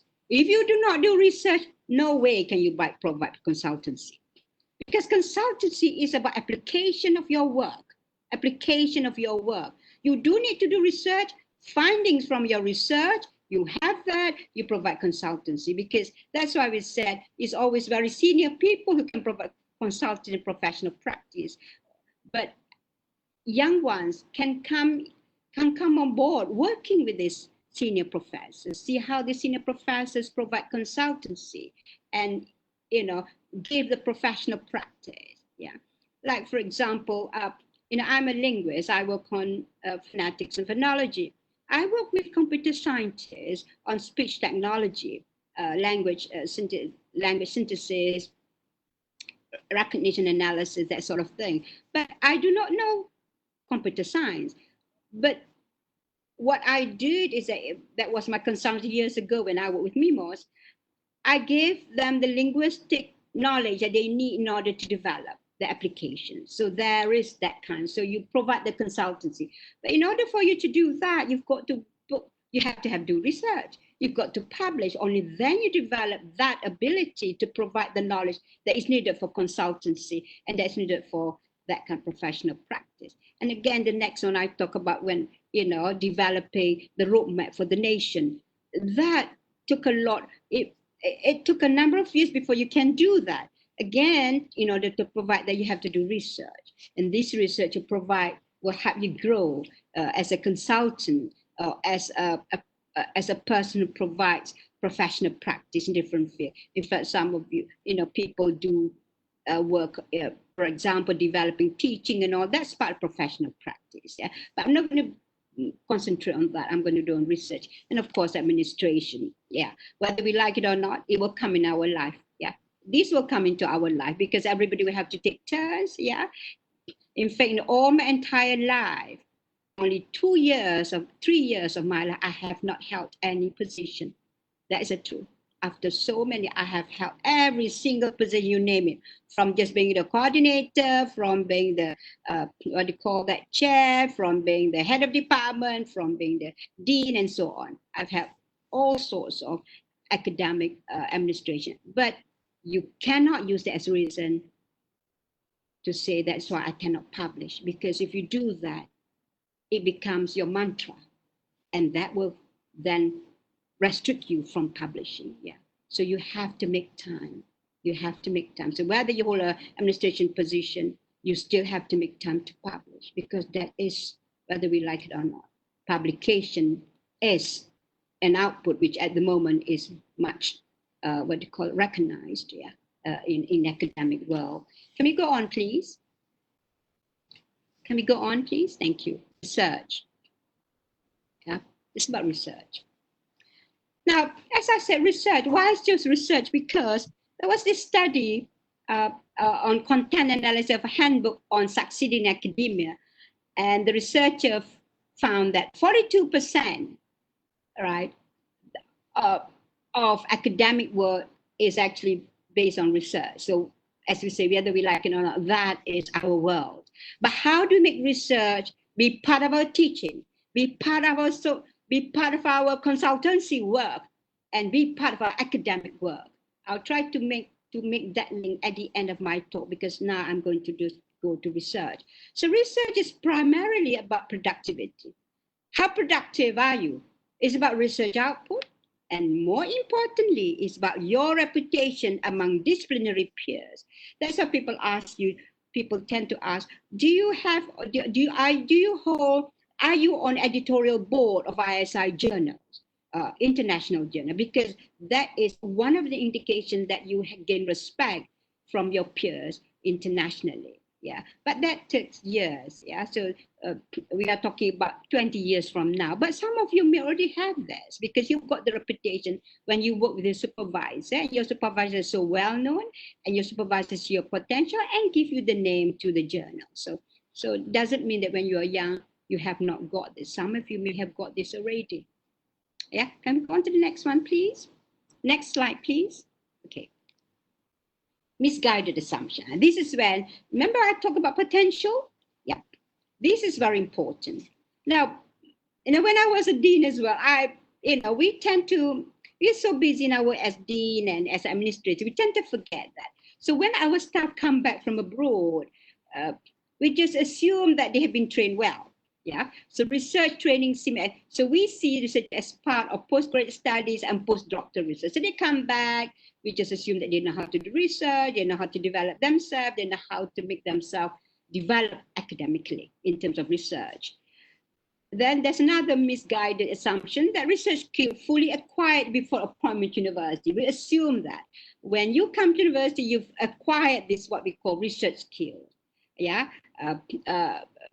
so when they join us, we assume that, not all, but we tend to do that. So fully acquired before appointment. So because of that, there's nothing to be taught or developed. So because of this, I would like to say congratulations to UTM for having this kind of seminar. Because this seminar will help the young one to think very carefully how they're going to move forward. Yeah, no matter how good we are, no matter how much we learn, we need to learn more. There is always something to be taught. There is always something to develop. Yeah, but as I put there, but you might not, even though you did your PhD, you might not get sufficient training as a postgraduate. And we must remember that PhD research is just the beginning. Training carries on after your PhD. So this PhD is just the beginning of our life as a researcher, as an academic. We need to go on, have training all the time. Yeah. Next slide, please. Yeah. Now, very importantly, you need to understand this. What is a crucial impact on research? Yeah. So when you look at impact research, these are very crucial impact research. If you talk about research, you need to have this in mind. What research you do. So all of you go back, look at what research you do. Look at your research, whatever research you have, look at it again. Yeah, so it tells a story about yourself. When did you do this research? Why did you do this research? Yeah. When did you do this research? Why? These questions you have to ask yourself. Yeah, that's you as a researcher. I'm going to elaborate that when I talk about other things. So now it's just to introduce it. So what research you do, your area. So you want to identify your research area. Is this a research that you do? Or do you do other research because there is funding available? It's not your core. It's not your core research area. Be careful of that. Yeah, I'm going to talk about that later. When did you start? When did you start during your PhD? So which means that you can continue, or did you start post PhD? Yeah, and why? Okay. Now, and what other things are crucial? This is for the university. Yeah, for this but for university or for the department, for the faculty. These are the things that are crucial to help young potential academics grow further. If you have the chance, give them the study leave. This is when you apply for fellowship. Yeah, I was very I was very lucky because I got the fellowship to develop my own work, in England. So you do need to go there. And UM was very kind to me, giving me lots of study leave so that I could develop my work. So that's fantastic. Money for conference attendance. We don't have much money now, but how do you bring that? You can have that perhaps when you apply for funding, you can put it into your funding so that if it is allowed, of course, then you can use that money to go abroad. Regular research seminars, you can have it because it's quite expensive now. But now with pandemic, we have webinars, we have online seminars. So that is the positive part of this pandemic period of time, where we rely more on online learning, like, you all are elsewhere. I'm in my house giving you the talk. So that's good. Regular research seminars, we need to have that so that we always are encouraged to develop further in our work. Positive attitude towards research. You want to find out, oh my goodness, so wonderful. I want to find out about this. So it's this positive thing, even when you find it difficult to do research, because of your positive attitude, you will succeed, and support in developing proposal for research project. This one, you need a mentor to support you to develop proposal for research, for PhD research, or for research. Your PhD research, of course, your supervisor, but research project will be your senior professors, senior associate professors who can help you develop. Okay, next. We don't have much time yet. Oh my goodness, tips for early. Okay, can we go on to tips now? Can we go on to the next slide, please? Okay, very important. Reputation matters no matter what. So publish to get reputation. Work with senior academics so that they know you. Make yourself visible. You need to build network matters. Building network matters. Yes, you've got to build network.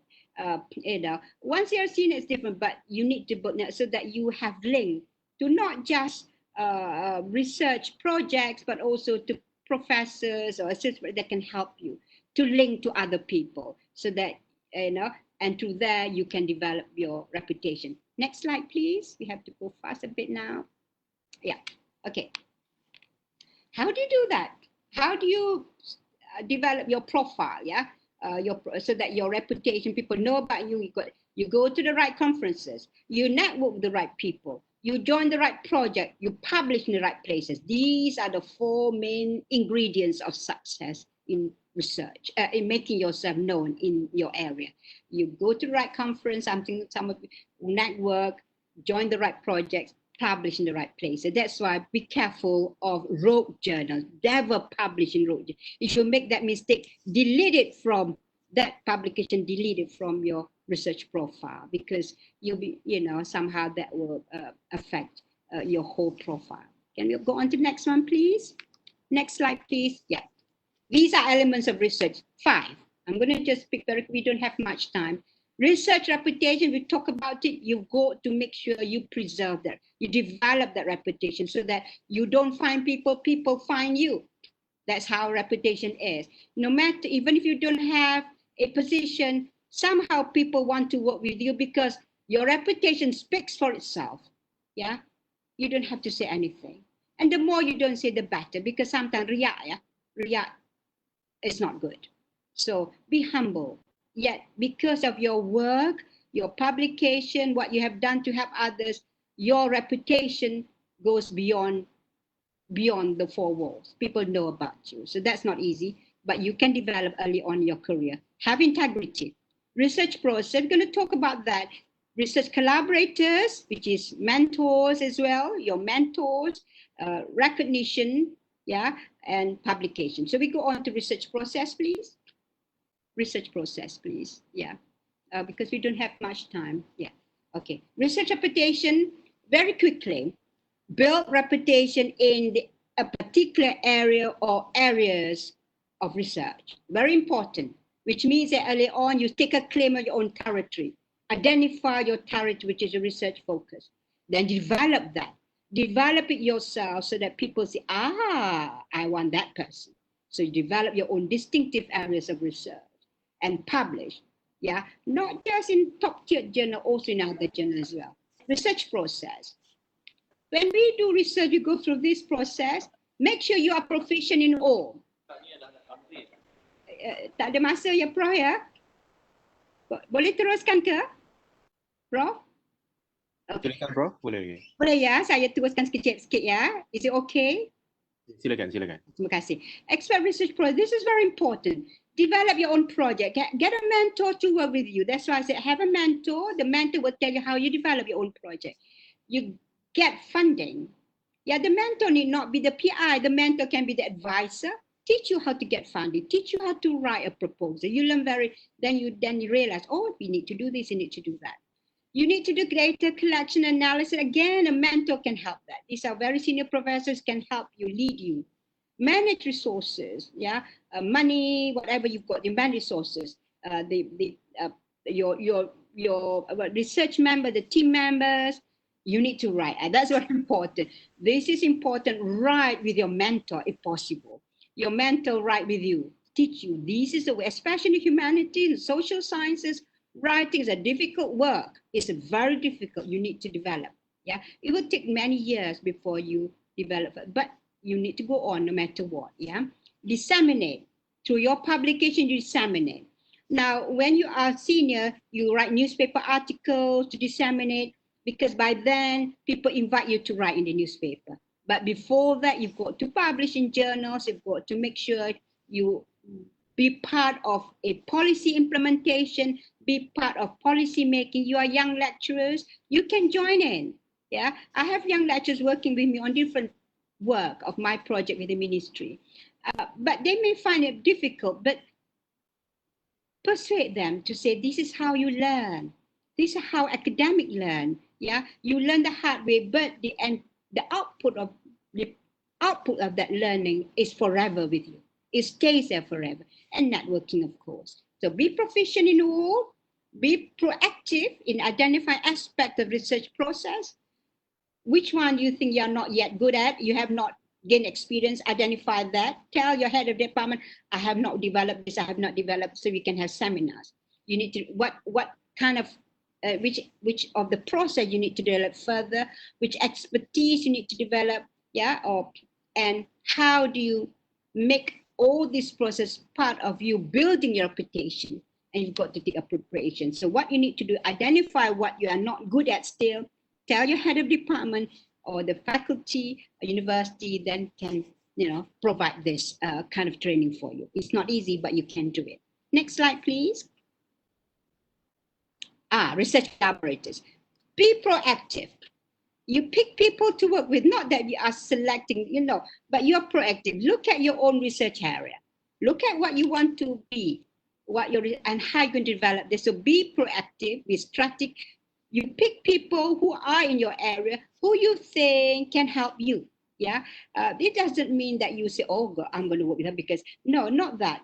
Be proactive in a very positive way, so that you are not lost in your own quest in order to improve yourself. Yeah? So this time you work with more serious senior colleagues so that you boost your reputation early on. Yeah, you get your name there quickly, out there quickly, because you can publish with a senior colleague.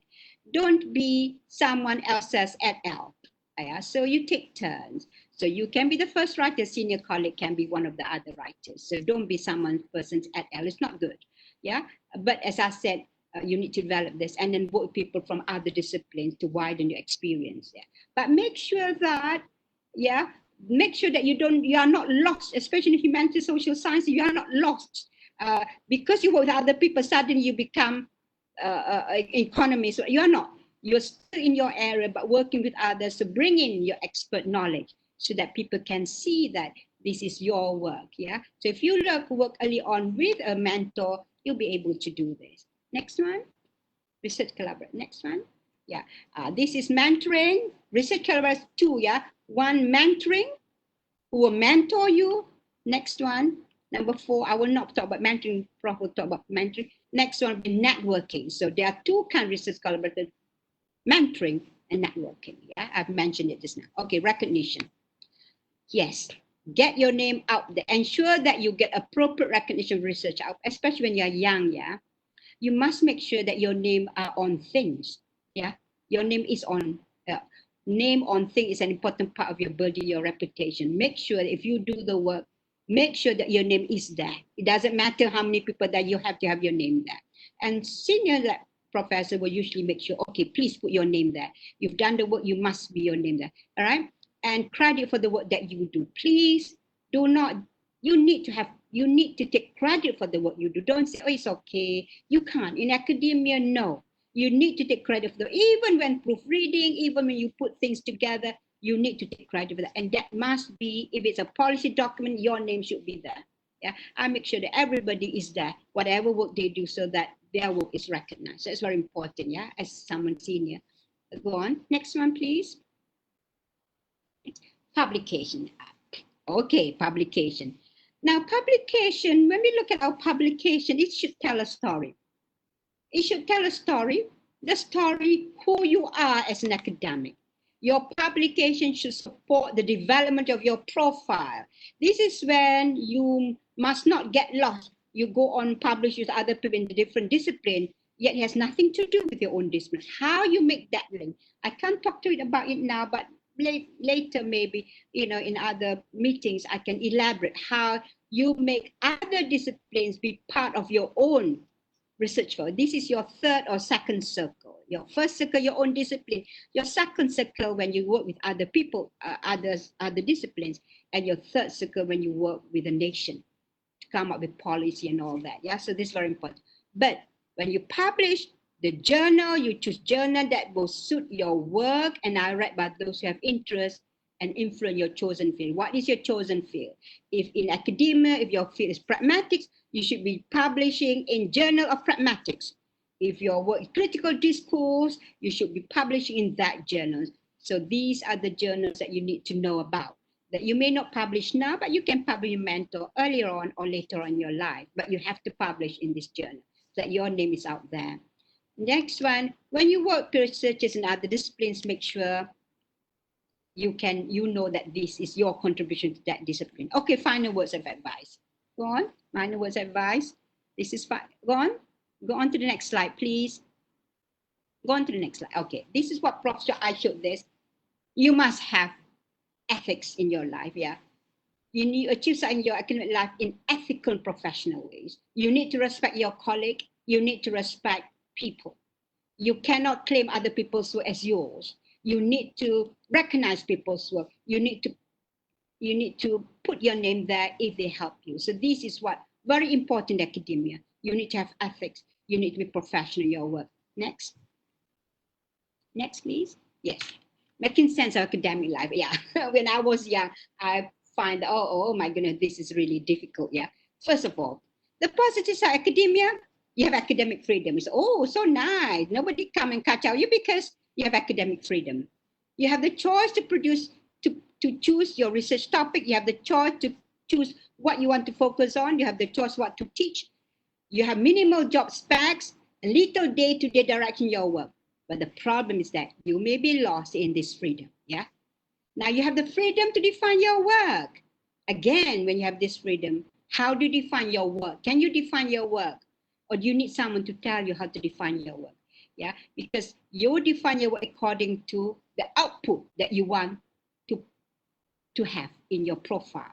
Yeah, so I always tell people, when you define your work, look at the output. What output? This output will tell you what kind of academic you are.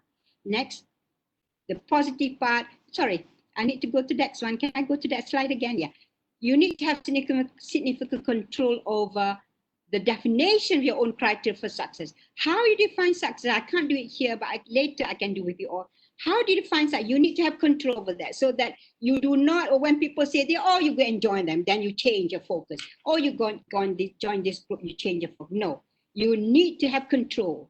And this, you need to have control so that you define your own criteria of success. Yeah. So I said, because of all this, while the positive side of academia is you do have, but you may be lost. That's why you need mentoring. And you may change your area of expertise or your focus. So you need to develop a very determined sense of career direction. This is where mentoring comes in, where you have a career direction so that no matter what, you stick to that direction and you don't change. This is clarity in your vision of what an academic you want to be. Next slide, please. Research environment. It says, this is very important. Be aware of this. Avoid getting yourself in research that you don't find interesting. just because you want your name there or you want the funding. Adapt and find ways to fit your interest to what can be supported and funded. So for example, you find, oh, my area is not well funded. Then you adapt and you find ways. The senior can help you to do that. To fit your interest to what is already there, research project already there. This can easily be done. Yeah. And as you develop and establish your reputation, yeah, you become more senior, always be kind to the junior one. Yeah. Always be kind. Help the junior. Your senior has helped you, you help the junior, so that there is always a link between everybody in academia, from the senior to less senior to the junior and so on. Yeah, this is very important. Next, please. Next paragraph. Construct your own portfolio career. These are what I said before. Yeah, you have these things that you have to show on your portfolio: teaching, researching, yeah, and administration. And you also have the fourth one, consultancy. Again, how do you balance this? What do you want to be known? This is you want to create a balance. Again, I cannot say this here, but you can do this in your portfolio career. You need to highlight, no matter what, you need to highlight your research and research output, but link this to your teaching, link this to your consultancy, link this to your administration in terms of how you create a vision for your faculty and department, because you know what to do. You use your own, the one that you develop, to create the vision for the faculty and create the vision for the department. This is very important. Yeah. Next one, please. Next slide. Okay, right. So my final words of advice: academic world is really wonderful. It's challenging, it's difficult, but it is really, really wonderful because it helps you develop. It develops and make us, we go through this humbling process that, my God, I'm not good enough. That's why you have to have a growth mindset. I'm not good enough. No matter how good you are not good enough. So this humbling process of being a human being, of developing yourself from not knowing to knowing a bit and realize that you do not know, you know a bit, realize you do not know. This humbling process makes you a human being.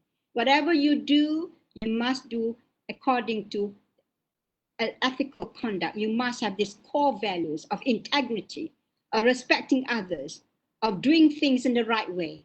That no matter how long it takes, when you do things in the right way, God will help you to succeed. And your conscience is clear. Your conscience is clear. Sorry.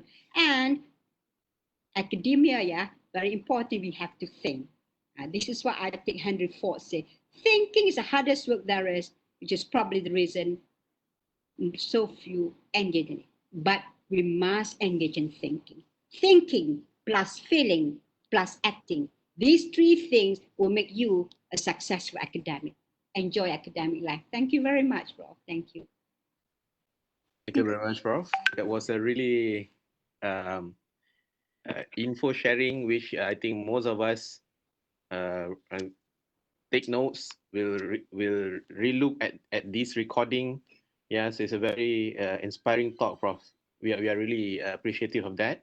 So since we already like at 11 sorry, in the morning now. I'm really sorry. Minta maaf saya. Yeah, no worries, Prof. Maybe we can take like 2 questions. Anybody from participants who wants to directly ask Prof, can please turn on your mic, please.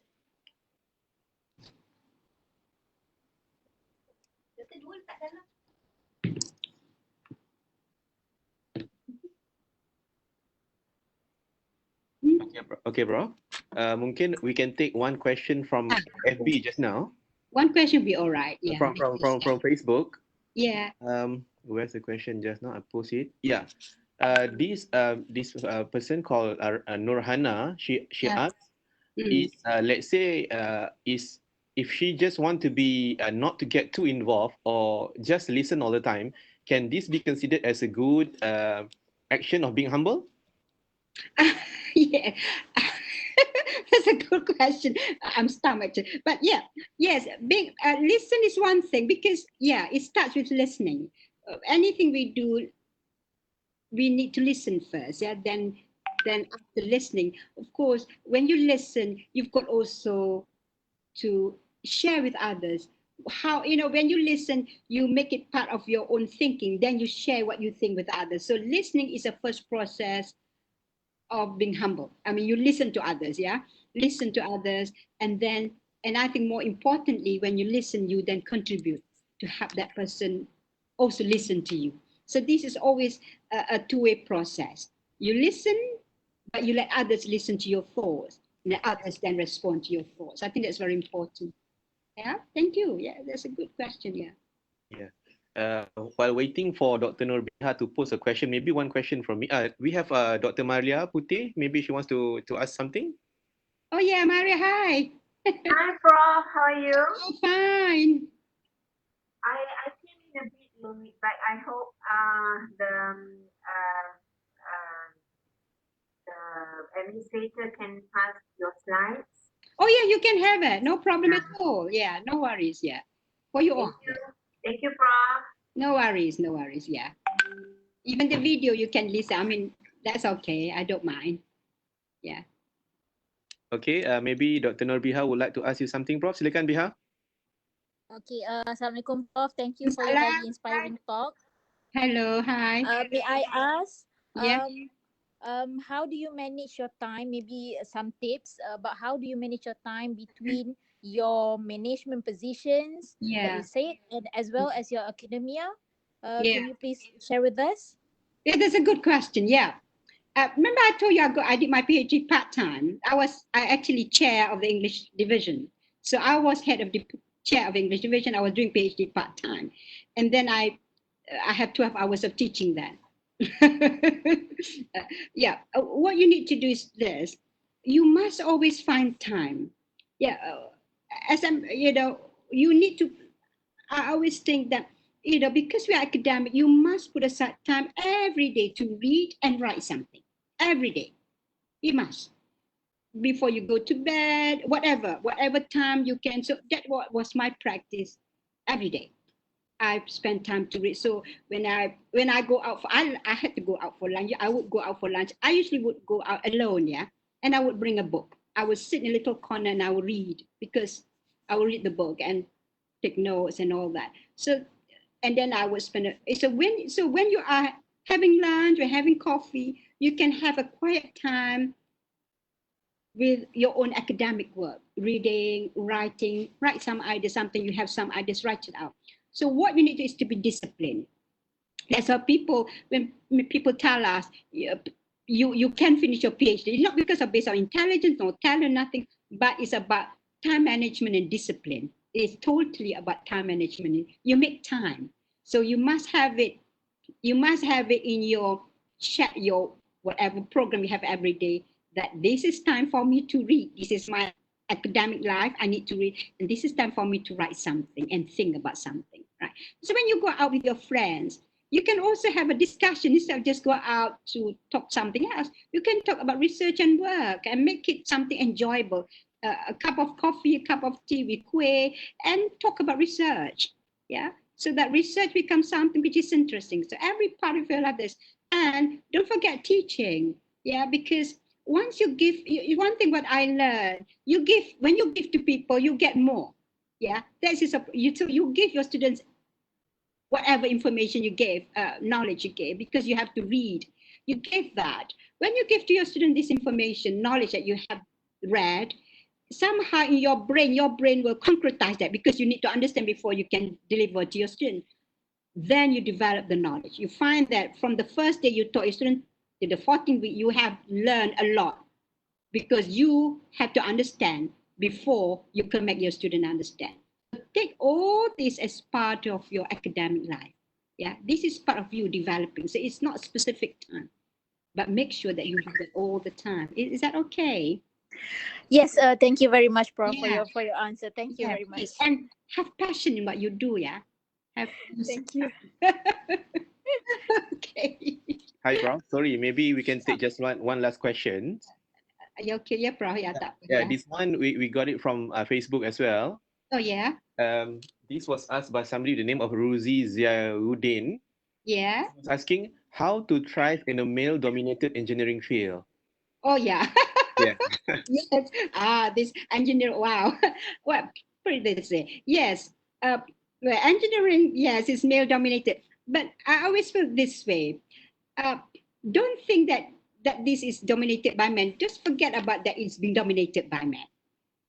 just that we are all human beings. Yeah.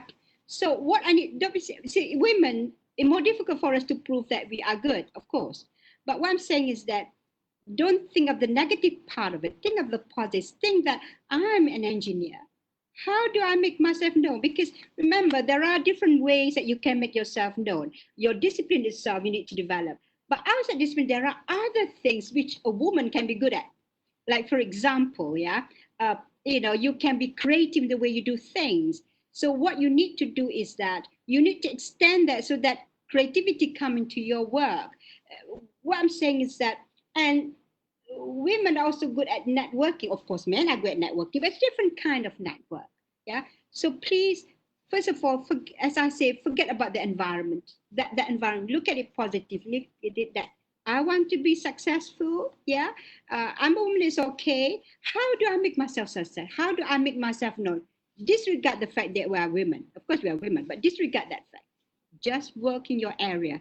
You will be successful and choose an area that perhaps, that will show that, one thing about being woman is that because you're a woman, you are more seen if you publish in certain journal, which is dominated by men.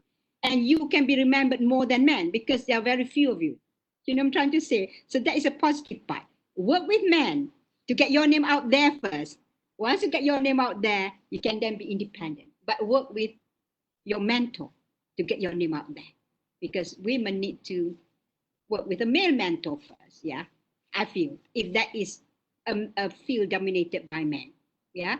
And find other women who are in this field so that you can work with them. Mentoring is very important. And network, yeah, Prof? Network is very important. Thank you, Prof. Thank you very much Your for question. sharing a brilliant piece of advice for everyone. Thank you very much, Prof. So thank you so much for giving me this opportunity. Yeah. So good luck, all of you. Yeah. Alhamdulillah. All right. Thank you very much, Prof. So we have come to the conclusion of the second speaker. So if Professor Hamdani is ready, let's invite Professor Hamdani to give his sharing. Prof, silakan, Prof. Sorry. Okay, thank you very much, Nainul. My name is Hamdani, and I know some of you who are attending this seminar, but most of it are new to me, and probably I've never met you in UTM. I've been spending my life, 60% of my life, 60% in UTM, and I joined UTM in 1977, and my last contract was last May this year. So you can imagine that, like they said, that I've been there, done that, yeah, meaning that I've basically a UTM life all the way, yeah. My education is I got my master's, bachelor and master's from US, and my PhD from UK. And I joined UTM in 1977. So I'm not a good mentorist. I'm not good mentors, but I think I have some experience, whether it is in terms of knowledge, in terms of experience, and in terms of especially the tacit knowledge, experience based knowledge. And like most of old people or experienced people, they have accumulated a lot of experience, a lot of skills, meet a lot of people, and so on. So today I would like to share with you the topics of successful people have mentors. So as you know, most of you, I think in this group, probably I just scanned through that most of you are academics staff. A few are from the supporting staff, the non-academic staff. So whatever it is, as we all want in life, is you want to be successful in whatever you do, right? So successful people have mentors is going to be the topics that I want to dwell in this 40 minutes or so. Next, please. All right. First of all, I want to share with you the mentors. Mentors is an English word, but on this last side, you can see that in Arabic it's called murshid. Yeah. In Malaysia, you all know that in some groups they said murshidul am, things like this. So murshid is defined as mentor. Of course, in English is mentor. In Malay is what I found is pembimbing. Yeah? Pembimbing. In Japanese is daoshi. In Mandarin, yeah? Daoshi. Japanese mentor. Maybe the pronunciation is a bit different. This is in German. It's called Ratgeber. Yeah, Ratgeber. The reasons I mentioned about this is that mentoring is not a new thing. Yeah, mentoring has basically been there on this earth for ages, for a long period of time, and the reason it is there is because mentor is a very important person in life of everybody. So, who are mentor? Mentor is our parent, is our friends, is our boss, is people who actually have something to offer. Yeah, something to offer. Most, even though this is not the rule, but most of mentors are people who is already, as I said, reached to the destination in life, and also people who have something to share. Yeah. So mentor actually, what does mentor offer? They offer experience. They have wisdom normally. Yeah. And wisdom is not something that you can just pick up from the street and use it. Wisdom is as you know, most of you are professors already, so you know what wisdom is. And also guidance. Yeah. Also encouragement. Also some sort of leaders as well. And also normally as a good leaders, you know that you want to inspire your mentee to be even better than you in that kind of short nutshell about mentor. Next. Okay. If you talk about mentor, these are some of the shared people who have done some survey. This is not me who actually did the survey, but it's, you know, you can see the reference here. You can get to this link and you can see more about it. But what is important here is to share with you that people say mentor is important in whatever, in life, in career path, in you know, to be a successful one. But mentor, when they ask in this survey, is the sample here is 3,000 people. Yes, when everybody is asked, is mentor important? Yes, everybody say mentor is important, but only 56%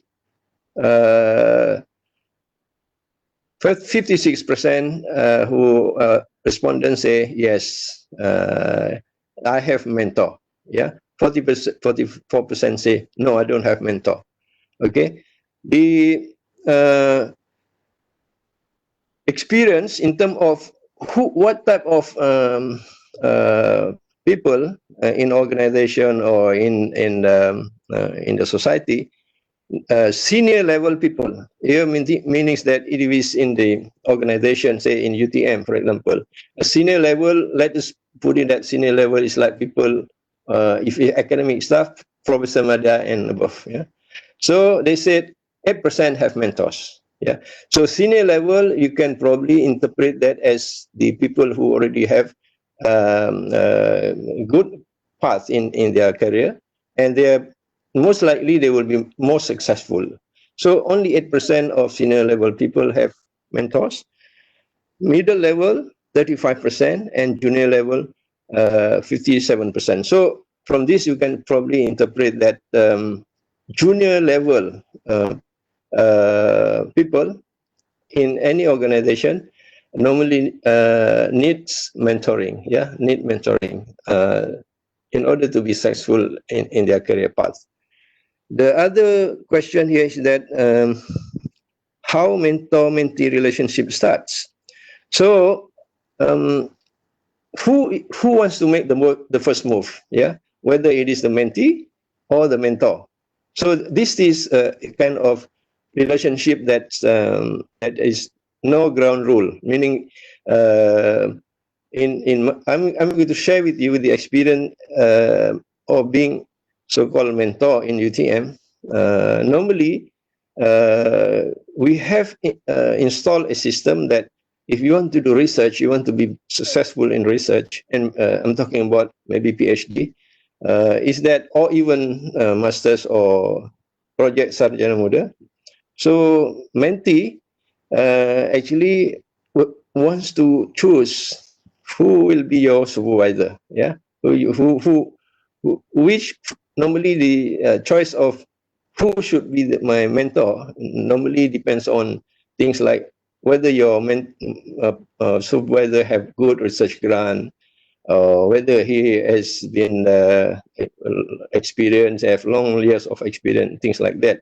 So normally, and some by default, some students choose the PhD supervisors by default, because there's no other mentors or no other supervisor is available. Then he will just take whoever is available. So 40% of that normally, this is a kind of respondent.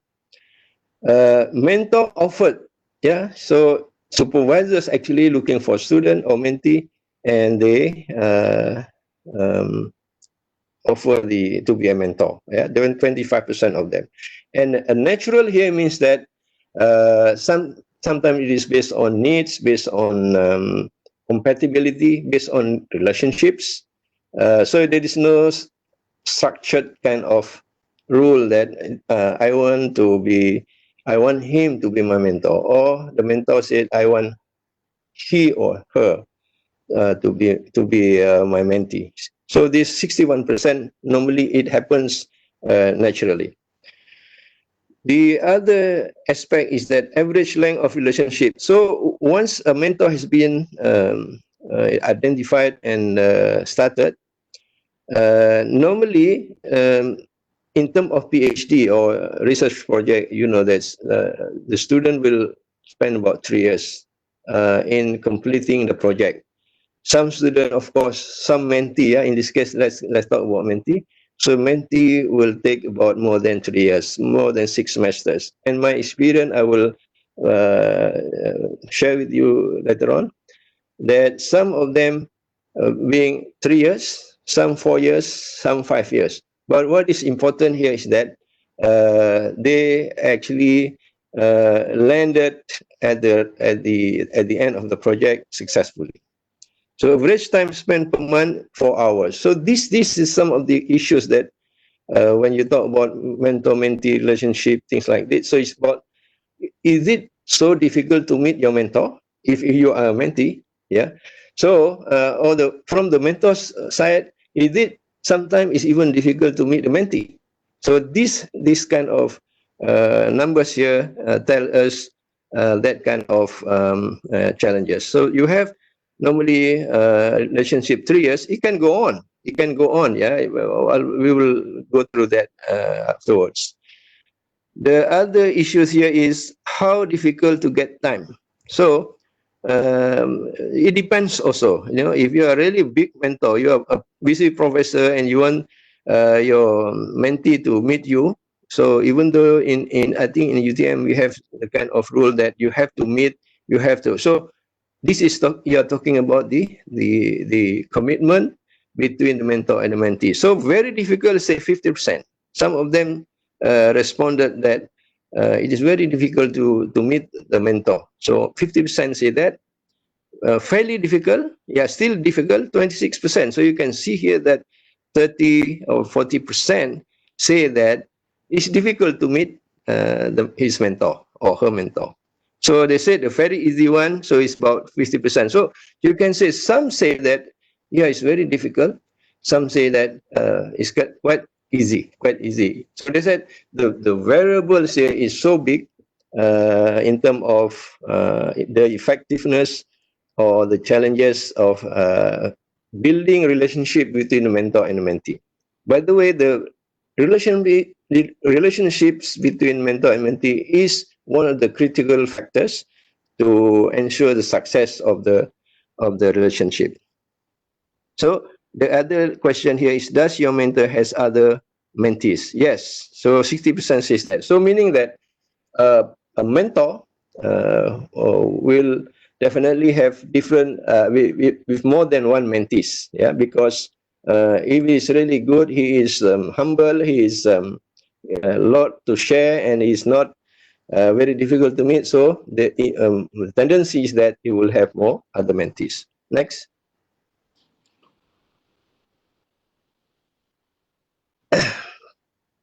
This is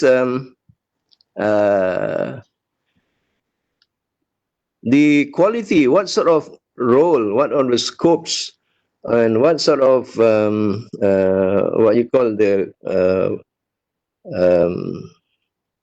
area that that you want to actually share being a mentor. So this is one of the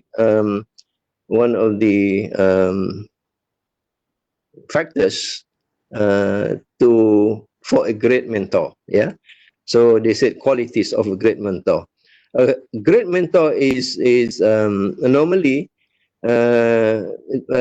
able to contribute, to share, to inspire, yeah, the mentee with a lot of problems. Yeah, a lot of, for example, I think most of you realize that you have masters or PhD student, and sometimes your role is not only talking about technical things, talking about research question, talking about problem statement, this and that. That is technical. It's more technical, which basically the way I actually did in mentoring of the student is that I follow my old mentor, which is in the when you do your PhD. In this case, say you are talking about a PhD. So my old mentor always say that, look, I'm not going to tell you what sort of title, what of the scope, what is this and that. That is your work. You know, it's not your work. So in fact, some universities say that PhD is about independent work. So supervisors is not supposed to basically what you call becoming a teacher, telling you this and that. So here, your good mentor normally will inspire you. A lot of PhD student that I had last time was sometimes beyond technical thing. Yeah, they're talking about look, I have problems here. I feel that I won't be able to continue this and that. So these are some of the challenges that that a mentor must face, and a great mentor will be able to convince the mentee or the student and to go on. Yeah, some say that, look, I am actually been here about 6 months. I still cannot see the difference between the forest and also the tree. Yeah, so that is beyond. It's beyond technicality. It's meaning that the student has to basically be able to recognize that not all people can do PhD, can do research, for example. So one of the job of mentor, a great mentor, is that he will be able to turn that around, either the mindset, the confidence level, and so on. The number 2 is the mentor will be able to share his experience, his tacit knowledge. Yeah, tacit knowledge is, as you know, experience, things that is not written in the book. A lot of people say that you go to Harvard, you don't basically you don't expect that you get everything in the book. So this one of the so a great mentor must be able to use his experience to basically face whatever question, whatever factors that is needed by the mentee. Number 3 is where you want to be. So if you are, say, mentoring your children, your children, your other student, so it is okay if you say your children, if you mentor your children, the scope of your mentoring is of course not the same as when you mentor your.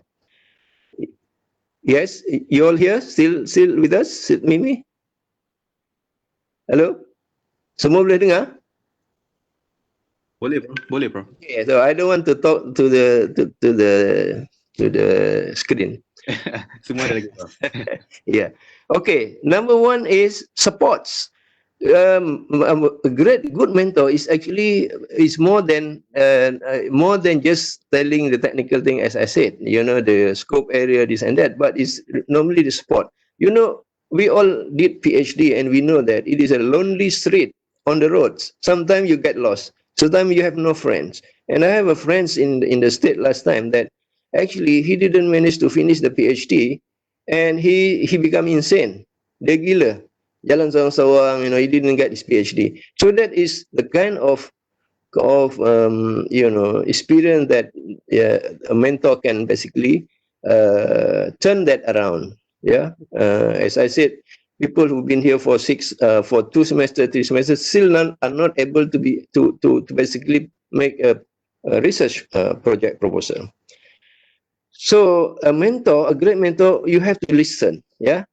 Ability to listen is not everybody can listen, can do that. You know, the ability to be a good listener. Yeah. Availability is that, as I mentioned, that it's difficult sometimes.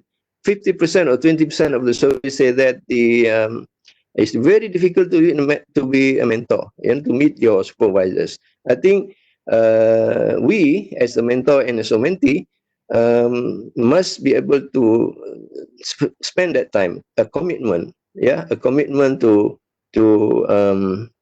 listen and to basically make ourselves available to the mentee or to the student, knowing that we have been there, done that. Yeah, that we have been there in doing PhD. You get lost, you this and that. So we do not want to repeat that same experience to our mentee or to our students. Respect. Yeah.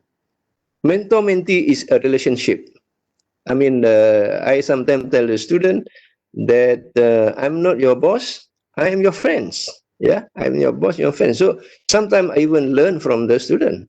Yeah, even today, I think most of us realize that we are not the all-knowing.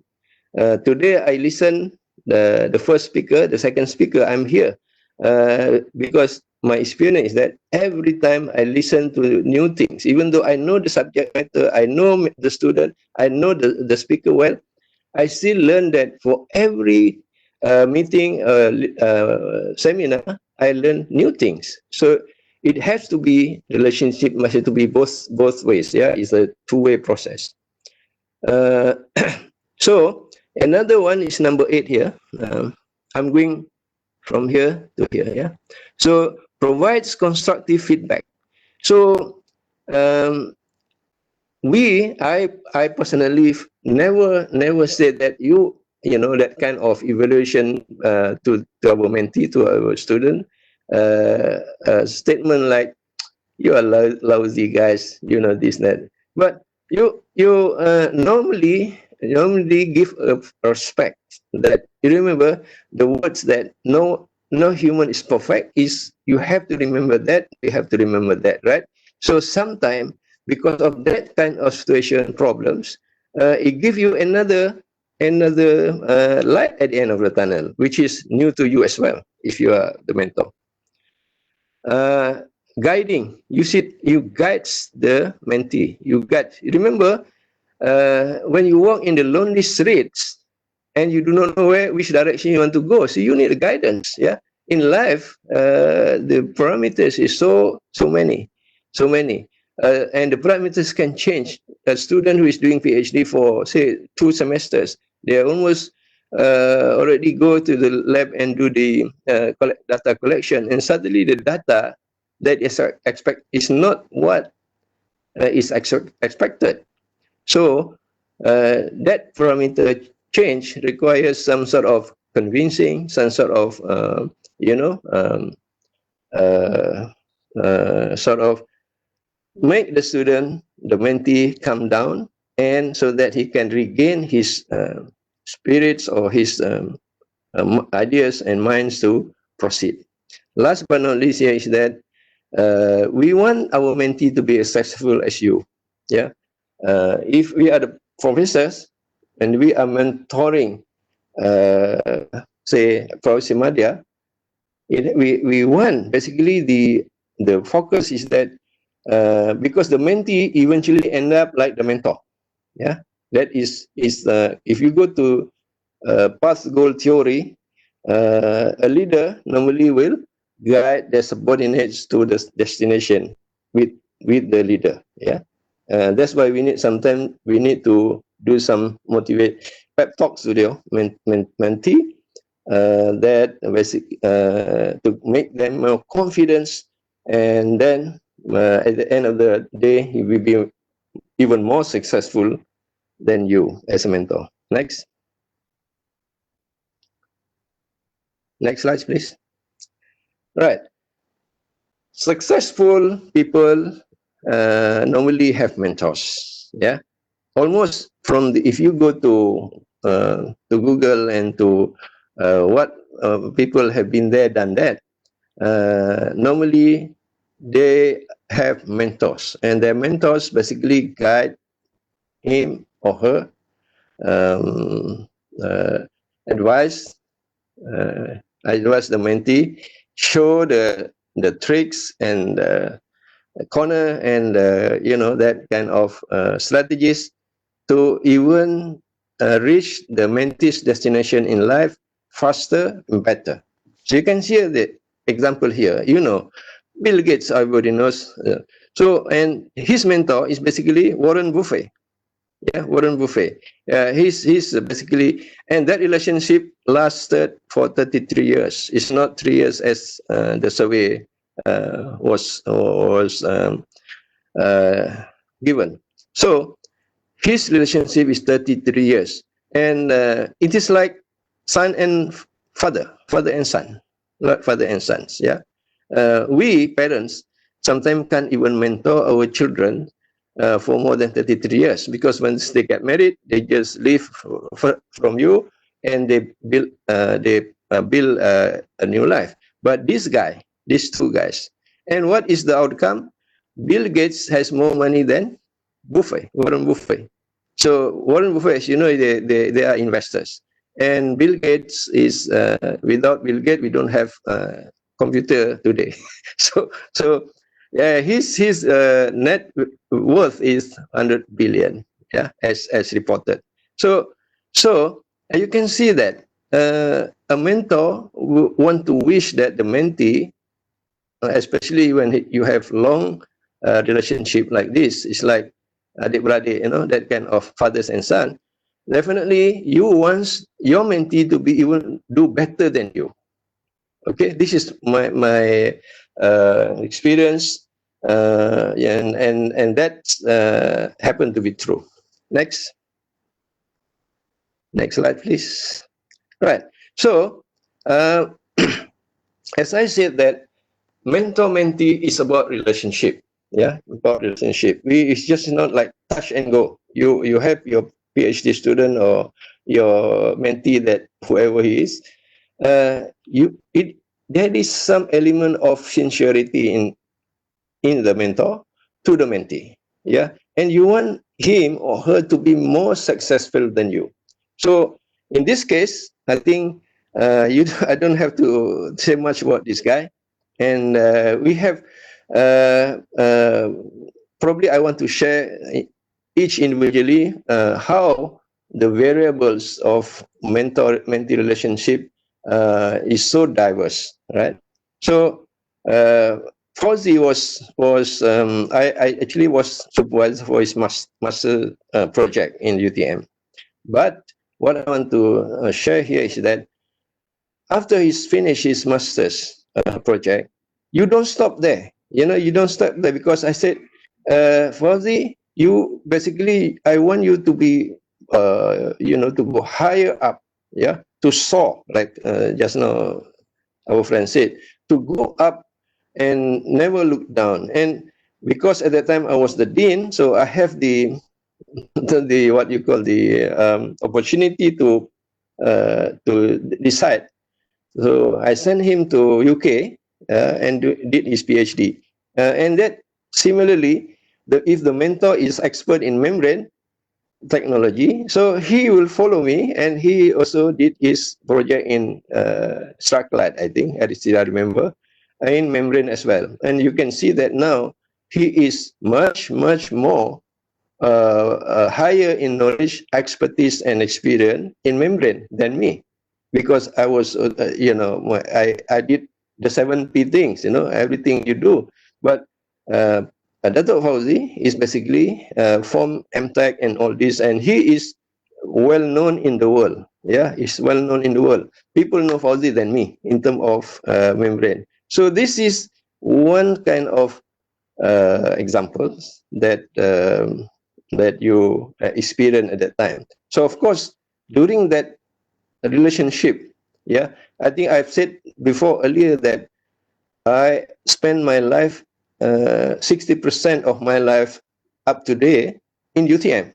So 60% of my life. So if I'm 67 today, I've spent about 40 years in UTM, and that relationship still ongoing between me and him, Fauzi. Yeah, of course, I respect him, and I always say, you make me proud. For being there, being up there. Okay, this is the story of Fauzi. This guy, Professor Muhammad Mahmud Nasif, who was from Egypt at that time, he basically did his master's and PhD under me.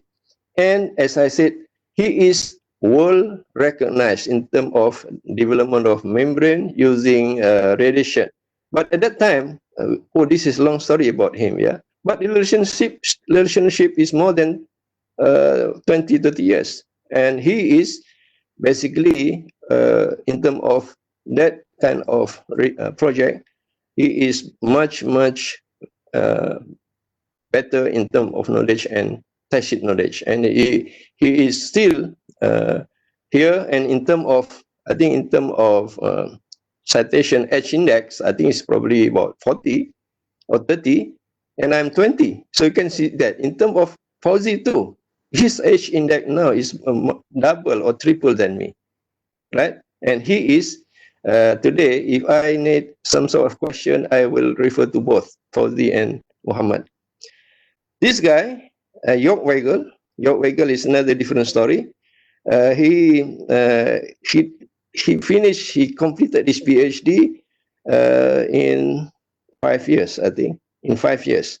And there was a lot of cultural shock, a lot of difference between Germany and UTM, but he did complete his PhD.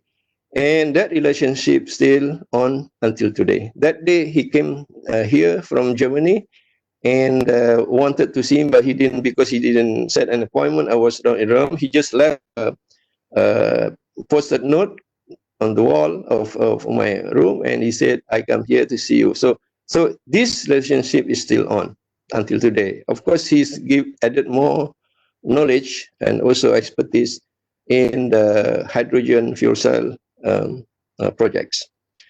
Inayati is now the head of department in the University 11 Maret in Yogyakarta.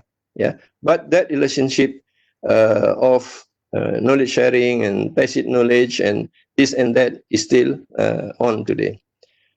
He is Idral. Idral now is one of the head of department. I'm not sure whether he's a professor in Riau, University Riau in Indonesia.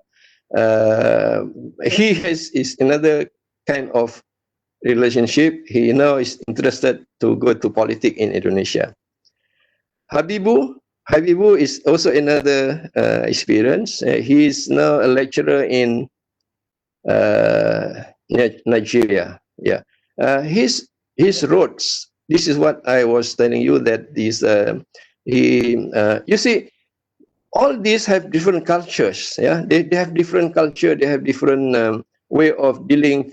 Sometimes the way that they talk to you, things like this. So Habibu, Alhamdulillah, at the end of the day, he also graduated, and now he is lecturing in Abuya University. Something in we are all now in the LinkedIn.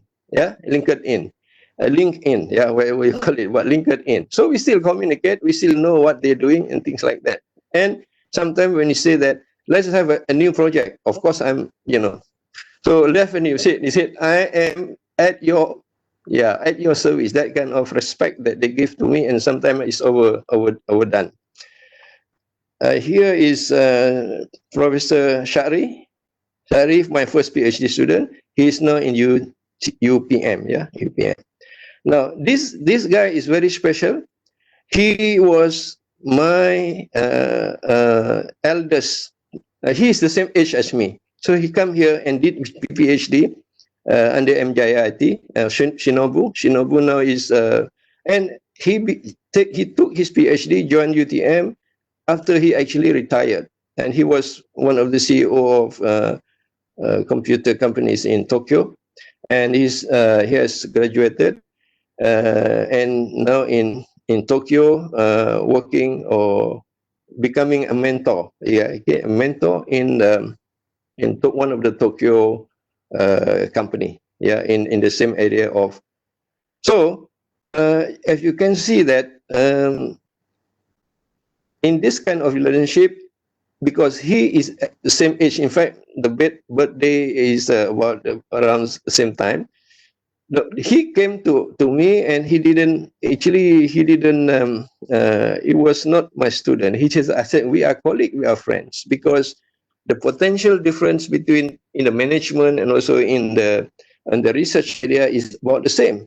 What he is interested in is, one of the research question he asked was that, why I have 4 projects, why 3 projects success and 1 project fail. I want to know why it failed. So that's why he did and come to research. The lesson here is that he is actually one of the oldest student in UTM. I didn't know whether he come to the stage and was given that recognition. It's my Maulud is an executive PhD student, and he has also some sort of sharing in terms of, because he was, as the executive PhD student, he actually did his project in the field, in energy related area. So he still now, in fact, he wants to, because I'm already not extended, my contract is basically ended here. So he was asking me about partnering to be a consultant in not only in Malaysia but also globally. So I still have not decided on that.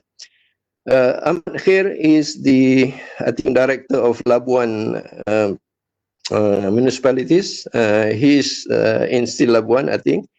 And the last but not least, we have is Muhammad Irwan, who is in the Polytechnic Samarinda, Indonesia. He just graduated. I have one more student that actually, because she did not complete his work on time. So I said, no, I'm sorry. I'm not anymore in UTM. So he still need 1 or 2 more semesters. She is Nur Hidayah. So these are my PhD students. As you can see, so diverse in terms of culture, in terms of language, in terms of belief, things like this. And you must, if you are in that situation, so you learn a lot from how how actually what are the challenges, overcoming this and that and so on. So a lot of mentee PhD, they expect, of course, the mentor to not to babysit actually, but the mentor to show him the way. Yeah, some of you, as you know, some are on their own. Yeah, they go to the forest, they know this is the tree, this is the forest, this is the way in, the way out. Some, but some need more. Not babysitting, but need more patience. You have to be patient with them. Sometimes, because of their culture, maybe they're not angry with you, but it is their culture to try to communicate with you in the manner that you think that he thinks okay, but to us it's not okay. Yeah, and sometimes because of the English problem too. Next, please. Yeah. So lesson from Steve Jobs. You know, Steve Jobs has mentor too. In fact, his mentor was I forgot, I didn't give this in this slide, but you know, Steve Jobs is a hell of person, well, you can probably difficult person to handle according to the mentor. Yeah, but look what he is then when he managed to turn around the Apple company. Of course, unfortunately, he passed away with cancer. Yeah, he fought about it, but you know, he passed away. But he chose a mentor that actually guide him, share with him experience, and tell him the strategy, this and that, and finally he made the success. Next, please. Now, I want to basically touch a little bit on mentoring, mentee relationship from the Islamic perspective. Actually, mentoring is something that's already naturally happening since a long time ago. Yeah, so it's nothing new. The question of whether you can be a good mentor or good mentee, it does not actually arise. All of us have to do this job as a good mentor, and to basically to transfer the knowledge and the expertise that we have, and also the tacit knowledge, and also the other things, leadership and so on, to our mentee. Yeah, to our mentee. Whether this mentee could be your son, could be our children, could be the students. It's like in Islam, it's like an obligation for you. Yeah, so you can share that in Surah At-Tawbah, the believing men and believing women are allies, meaning they are helpers, supporters, advisors, yeah, friends, protectors of one another. This is one of the surah in the Quran. Number two, the believer to the believer is like a solid building, one part supporting the other. So this is actually Quran from Hadith Bukhari and Muslim. And also there is also Hadith which says that this one I remember in Arabic, ad-dinun nasihah. Yeah, the religion or way of life is actually an advice. So one of the main job of a mentor is actually giving advices. Yeah, giving advices. You know, advices. The mentee don't have to take that advice. Yeah, you just give them the right way. You give them that the way to go and so on, because yeah, remember, good mentor has been there and done that, meaning you have gone through the path and show to the mentee that it is successful and it is the right path. So basically giving advice. So he says that to Allah and his book and to his messenger and to the leaders of the Muslim and the common folk, all Muslim. So one of the most the biggest or the major significant role of mentor is basically giving advice. And here I just share Sayyidina Ali. Sayyidina Ali, you know, this companion of the Prophet. A true friend is one who sees a fault, give you advice. Again, advice. So mentor is one of the, as I said, significant role is giving you advice. Who defend you in absence. And there is in this quotation, there is also what you call content of giving advice and defense you in your absence, meaning that if you have mentor and mentee relationship and you know that no one is actually faultless in life, you defend and the person or your friend or your mentee and defend it in your absence. So you have this kind of relationship. That's why you look that Bill Gates and Warren Buffett, their relationship and lasts for 33 years. Next, please.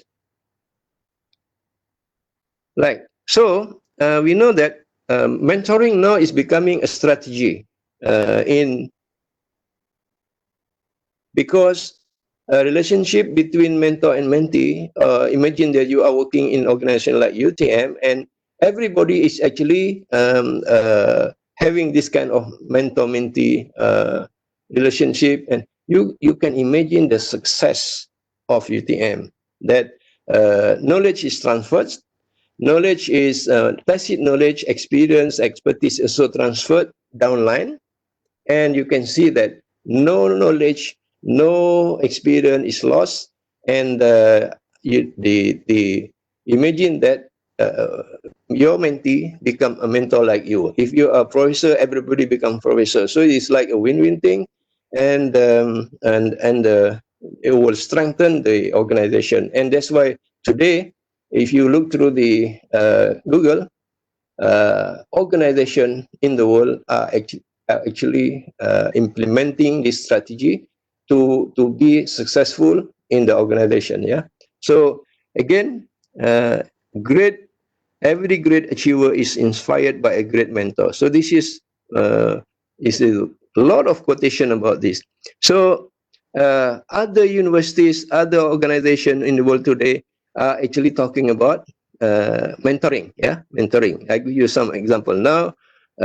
Become a mentor. It is a structured programs. Even in the Al-Iman Institute talking about Muslimah mentor. A lot of what you call the ladies, females today needs mentoring. Yeah, some of them needs to be guided. Some of them really lost somewhere in the society, things like this. So to me, mentoring should be organized better, and to download the people who have all tons of experience in life and also knowledge to the downline, to the mentee, and creating a workforce, whether it is in terms of human resource, and also in terms of people who want to be more successful than mentor, to become a reality. Next. This is basically, again, as I want to show you what has been going on in terms of mentor-mentee strategy. This is Manchester mentorship scheme. Yeah, this is already, the program is structured, has been what you call activity is basically done, and people, you can imagine that if we have about 4,000 PhD in UTM, and there's great mentors like all of you, so they become great mentors too. So UTM will be even more stronger. Here, I just sharing with you, as you know, Datuk Sri Zaini. Well, I taught him one subject in the first semester at that time. So until today, he said, "Oh, Hamdani is my mentor," which he's so humble of talking about that in the public. So Datuk Bakar here is this ex-Secretary General of Alam Sekitar, and I said he is my mentor because he's still in UTM. He's leading research in OTEC, in energy and so on. But he was also my senior in the same school. Next, please. Yeah. So.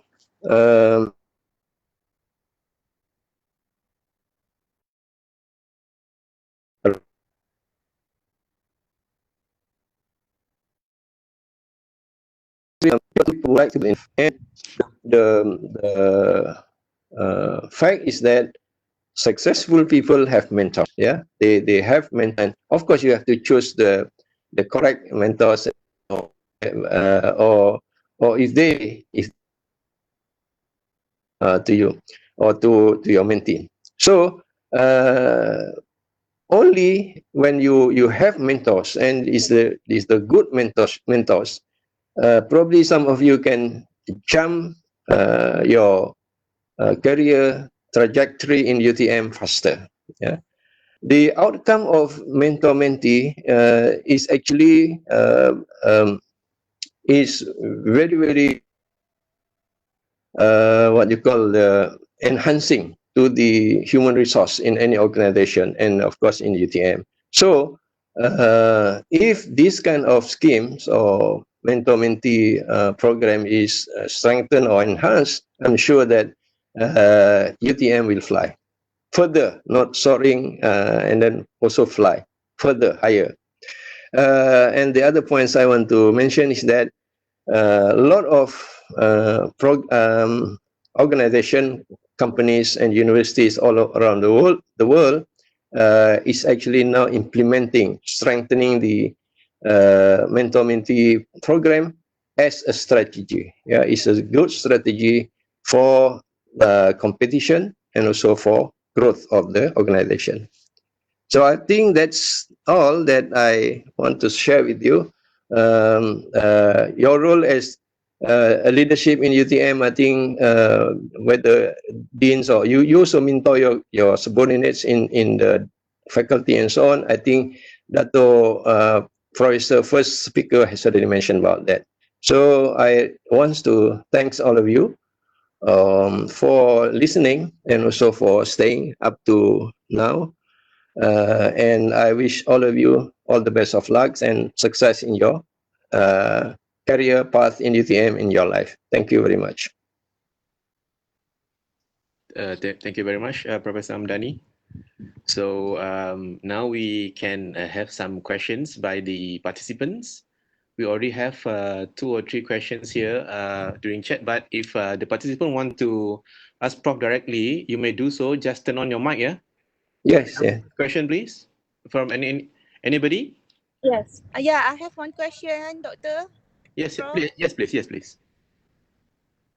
Okay. Okay, since our topic is about mentor, so ego, leader, or superior, since we are very junior, so it's kind of difficult to, criticize or comment.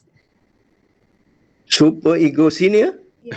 So the relationship, how we want to do with super ego, superior. So that's my simple question. Thank you. Yeah, okay, Rosita, thank you very much for the question. It's a good question and difficult one. I'm not a sociologist or psychologist, but I think ego. Some people have, Ego is something that you can you want to. If the mentor start with humbleness, I think the mentee will lower the ego, and depending on maybe he's good, very big achiever in his career, so probably he is entitled to be egoistic. Yeah, but most of us in academic world, especially, I'm sure that fact and figures can probably can be the what you call can help your mentee or your mentor, right? I don't. The mentee always respect the mentor. That's why I said the relationship is important, and I can probably share. I can probably mention here that people who has been up there high in their life, normally they are humble. Yeah, and they are humble. So again, if one has this no problem is egoistic challenges,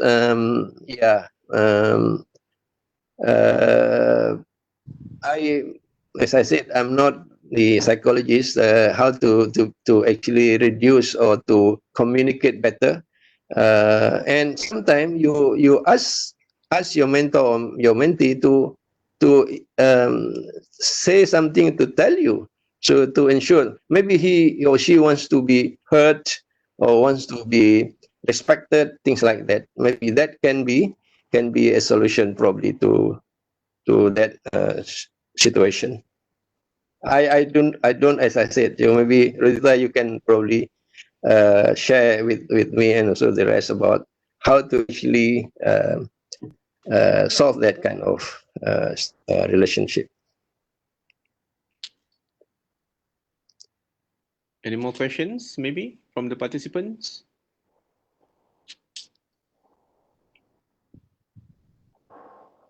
If not, I have one, bro. Question. Yeah. Oh, sorry. I heard somebody wants to say something just now. Please, anybody just now? Okay, no problem. My question is, would there be until it's not like expiry period? I mean, like, when do the mentee know that they can not be let off the hook? I mean, like, can sustain themselves and be on themselves, be by themselves and lead something on their own? Oh, that's also very good question, but difficult one. Yeah. Well, give me for example as Habibu Osman, who is now when he actually finished his PhD after all the challenges, all the troubles in here to finish it, but he did finish it. He then went back to lecture in Nigeria.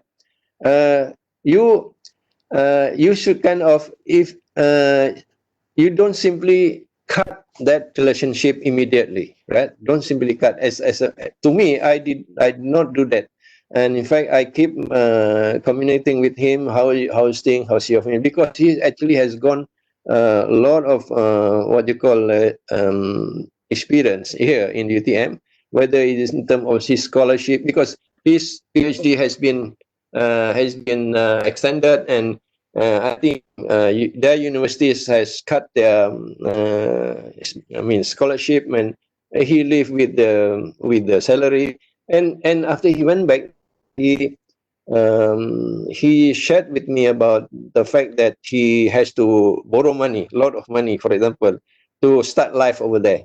So that you don't, you slowly release your relationship in terms of being a guru to him. So he's back there, and he's got family in this and that, and he one day he called me that, yes, based on your advice, I've done this, and slowly he's back to, who was able to pay whatever loan and things like this. And until today, as I said, when I talked to him about how I like this, he said, I am at your service. Yeah, in fact, I was very in terms of his humbleness, and so he said, whatever you want me to do, I will do, Prof. He said that. So this is one.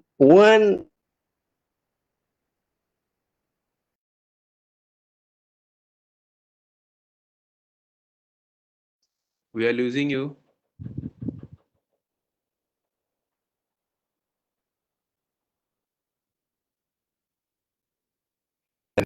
Something. So that's the student, your mentee, once they feel that they are more capable, they are already successful, then they will talk to you less. So probably that's one what you call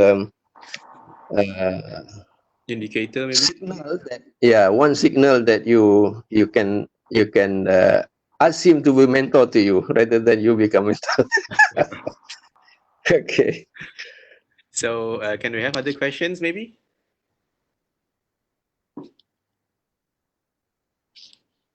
Anybody wants to ask a question? Participant, we still have 68 on board and 100 plus in FB page.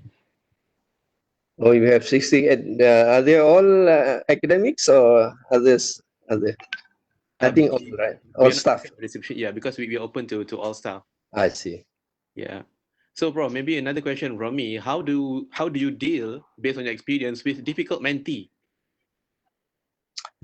Yeah. If you can deal and make difficult mentee successful, you're a very great mentor. You're a very great mentor. But as I said, I have about 12 PhD students, and Alhamdulillah, all of them actually reach to the end. Yeah, to reach to the end. So of course, out of that 12, there are different. They are different. All are different. Germans are different. Nigeria are different. Even the local Malaysian are also different. So if it is executive student, for example, and they're already a director in holding a big post. So now the strategy is you lower your ego. You lower your ego, give the ego to him, and let him basically. You only see the advice is they can take your advice or they might not take your advice because of ego, for example, and like that. So normally in that situation, I lower my ego. Yeah, we all always have ego. Yeah? So you lower your ego, ask him, instead of you give the solution to the problem, ask him to suggest to you, you are in my case, what would you do? So he will definitely do that and really gain confidence. Sometimes difficult because you don't have the confidence. I want the student who actually I asked him to go to Mint and sleep there because we don't have equipment here. Equipment and facilities is in Tenaga Nuclear. So I said, go there and get your data because I have a friends. Yeah, you normally assist, you facilitate and help your mentee if they have problem, especially if the problem because of us, right? So he sleep there. And he said, you go and sleep there and you get your data probably instead of 6 months, 1 month. So that kind of, but in this case, he's not ego, but in this case, he was at the brink of saying, I want to stop. I want to find other project. Yeah. So that kind of thing. So to me, if you lower your ego, let him talk and instead put him in your position, and probably he will realize that, yes, probably I have to respect my mentor instead of becoming so difficult. Yeah, things like that. Thank you very much. I think the gist of your advice just now is to listen better. Yeah, maybe. Yes. I was forgot about that. Yeah, you have to listen. Yeah, you have to listen. If you, before even your student or your mentee tells you what's the problem, you already bombard him with this and that, then you lost the game. You lost the game. Okay, Prof. There's another question posted here in the chat section. Which is important in the mentor characteristics? Experience in process or outcome achievements? Yeah, I think people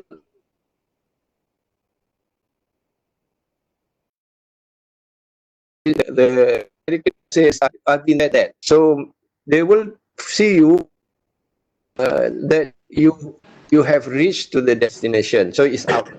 Yeah, it's and I once argue with some friends that in pedagogy, in teaching, yeah, they start talking about the process, but at the time I was probably not that having not that wisdom. I said, why we are talking about, if you are in the ball game, why you talk about the process? What we want is how many goals you score. So that was to be arrogant at myself at that time. But actually, here the process, if you follow the process, you reach the outcome.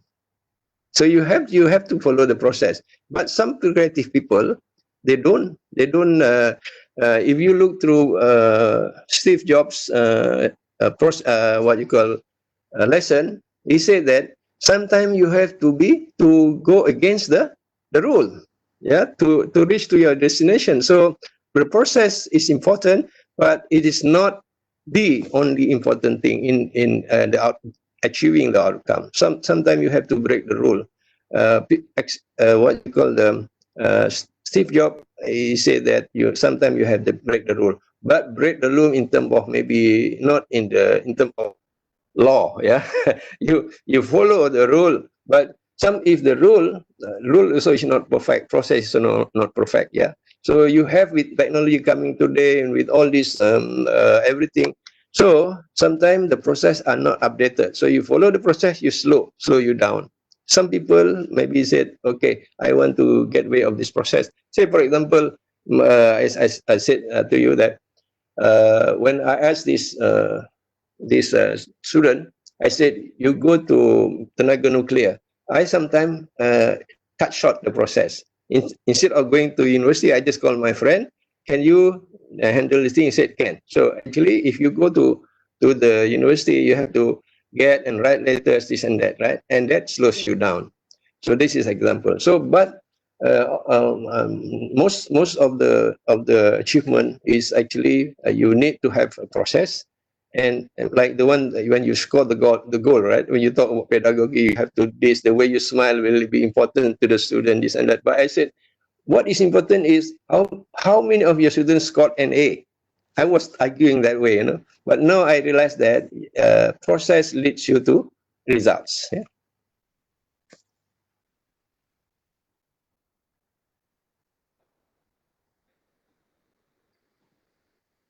Any participants, maybe? Because we have one question in the chat section here by Dr. William from Mechanical Engineering School. So he is asking, can age factor affect the effectiveness of the mentor-mentee system? Example, in this case, mentor is younger than the mentee. Yeah. So let's get to basic. Yeah. Age is not the measure, the prerequisite of becoming a mentor-mentee. The only thing is that when you say that most of the case is that the mentee look to the mentor of the fact that he has been there, he has achieved whatever he wants in life. So that's why he's normally older. Yeah, the mentor is normally older, but it is not necessarily so, because people who reach 70 years old sometimes not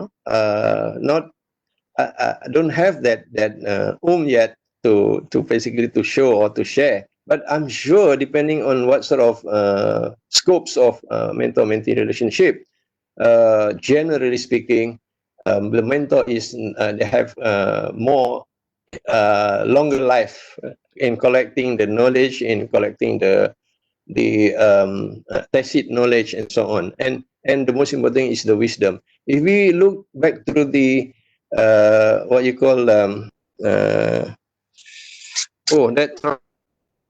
that triangle is a problem of all people lah. So you sometimes that the triangle that the higher you go, you come to the top, you normally have wisdom, right? You have wisdom. So this is a general statement. To get wisdom, you take longer in life to get that wisdom. It's not necessarily true.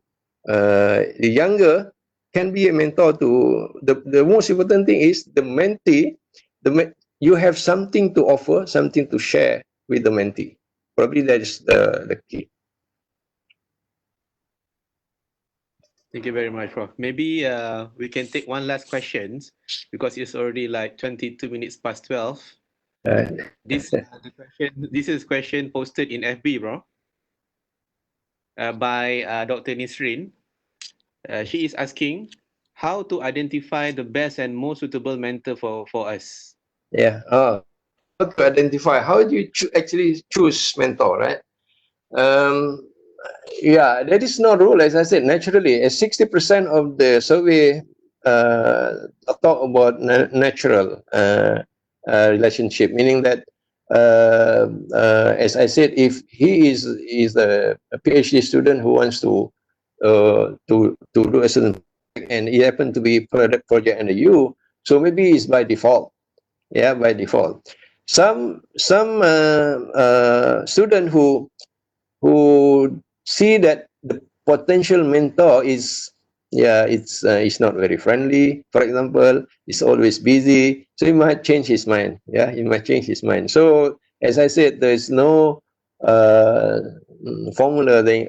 This you do this 1 times 1 to 1. This is the mentor. No, it's basically and one of the students, I don't want to mention who, he came to me and said, "Prof, I want to do a project under you." And then I said, "You are not in chemical engineering," because at that time, project is required. I requires someone who actually do the simulation in process engineering. So he came and said, "Oh, you are not in chemical engineering. So I'm sorry, I cannot. Maybe you want to choose other mentor, So he went away. 3 times he come back and the third time I said, this guy, if I take him, will be a successful one. So that kind. So he has the consistent urge to be mentee in the project. Maybe at that time the factor was because I have a big grant, so he probably need the grant also. So, but the third time he came, and I see that he could be a successful mentee, and he could be very successful in the career path, and it has been proven. So the person is basically much more knowledgeable, expertise, and also success in the career. Right. So so this is the skill is sometimes wisdom too. Yeah, you have to have wisdom. Okay, Prof. Thank you very much indeed for this very inspiring session. Yourself, Prof. Zuraida and Datuk Nazri, and I'm very sure all of us who have, I think most of us here have stayed throughout the session from 9 o'clock just now until 12 o'clock. Congratulations to everyone. It's a 3-hour session. It's an achievement for everyone. So hopefully we can invite all the speakers again in the future to have other sharing session with all of us. And with that, and on behalf of the UTMShine, UTM lead, and also Deputy Vice Chancellor Office of Research and Innovation, I would thank you all of you, and hope to be seeing all of you in other events. Thank you very much. Assalamualaikum warahmatullahi wabarakatuh. Wassalamualaikum.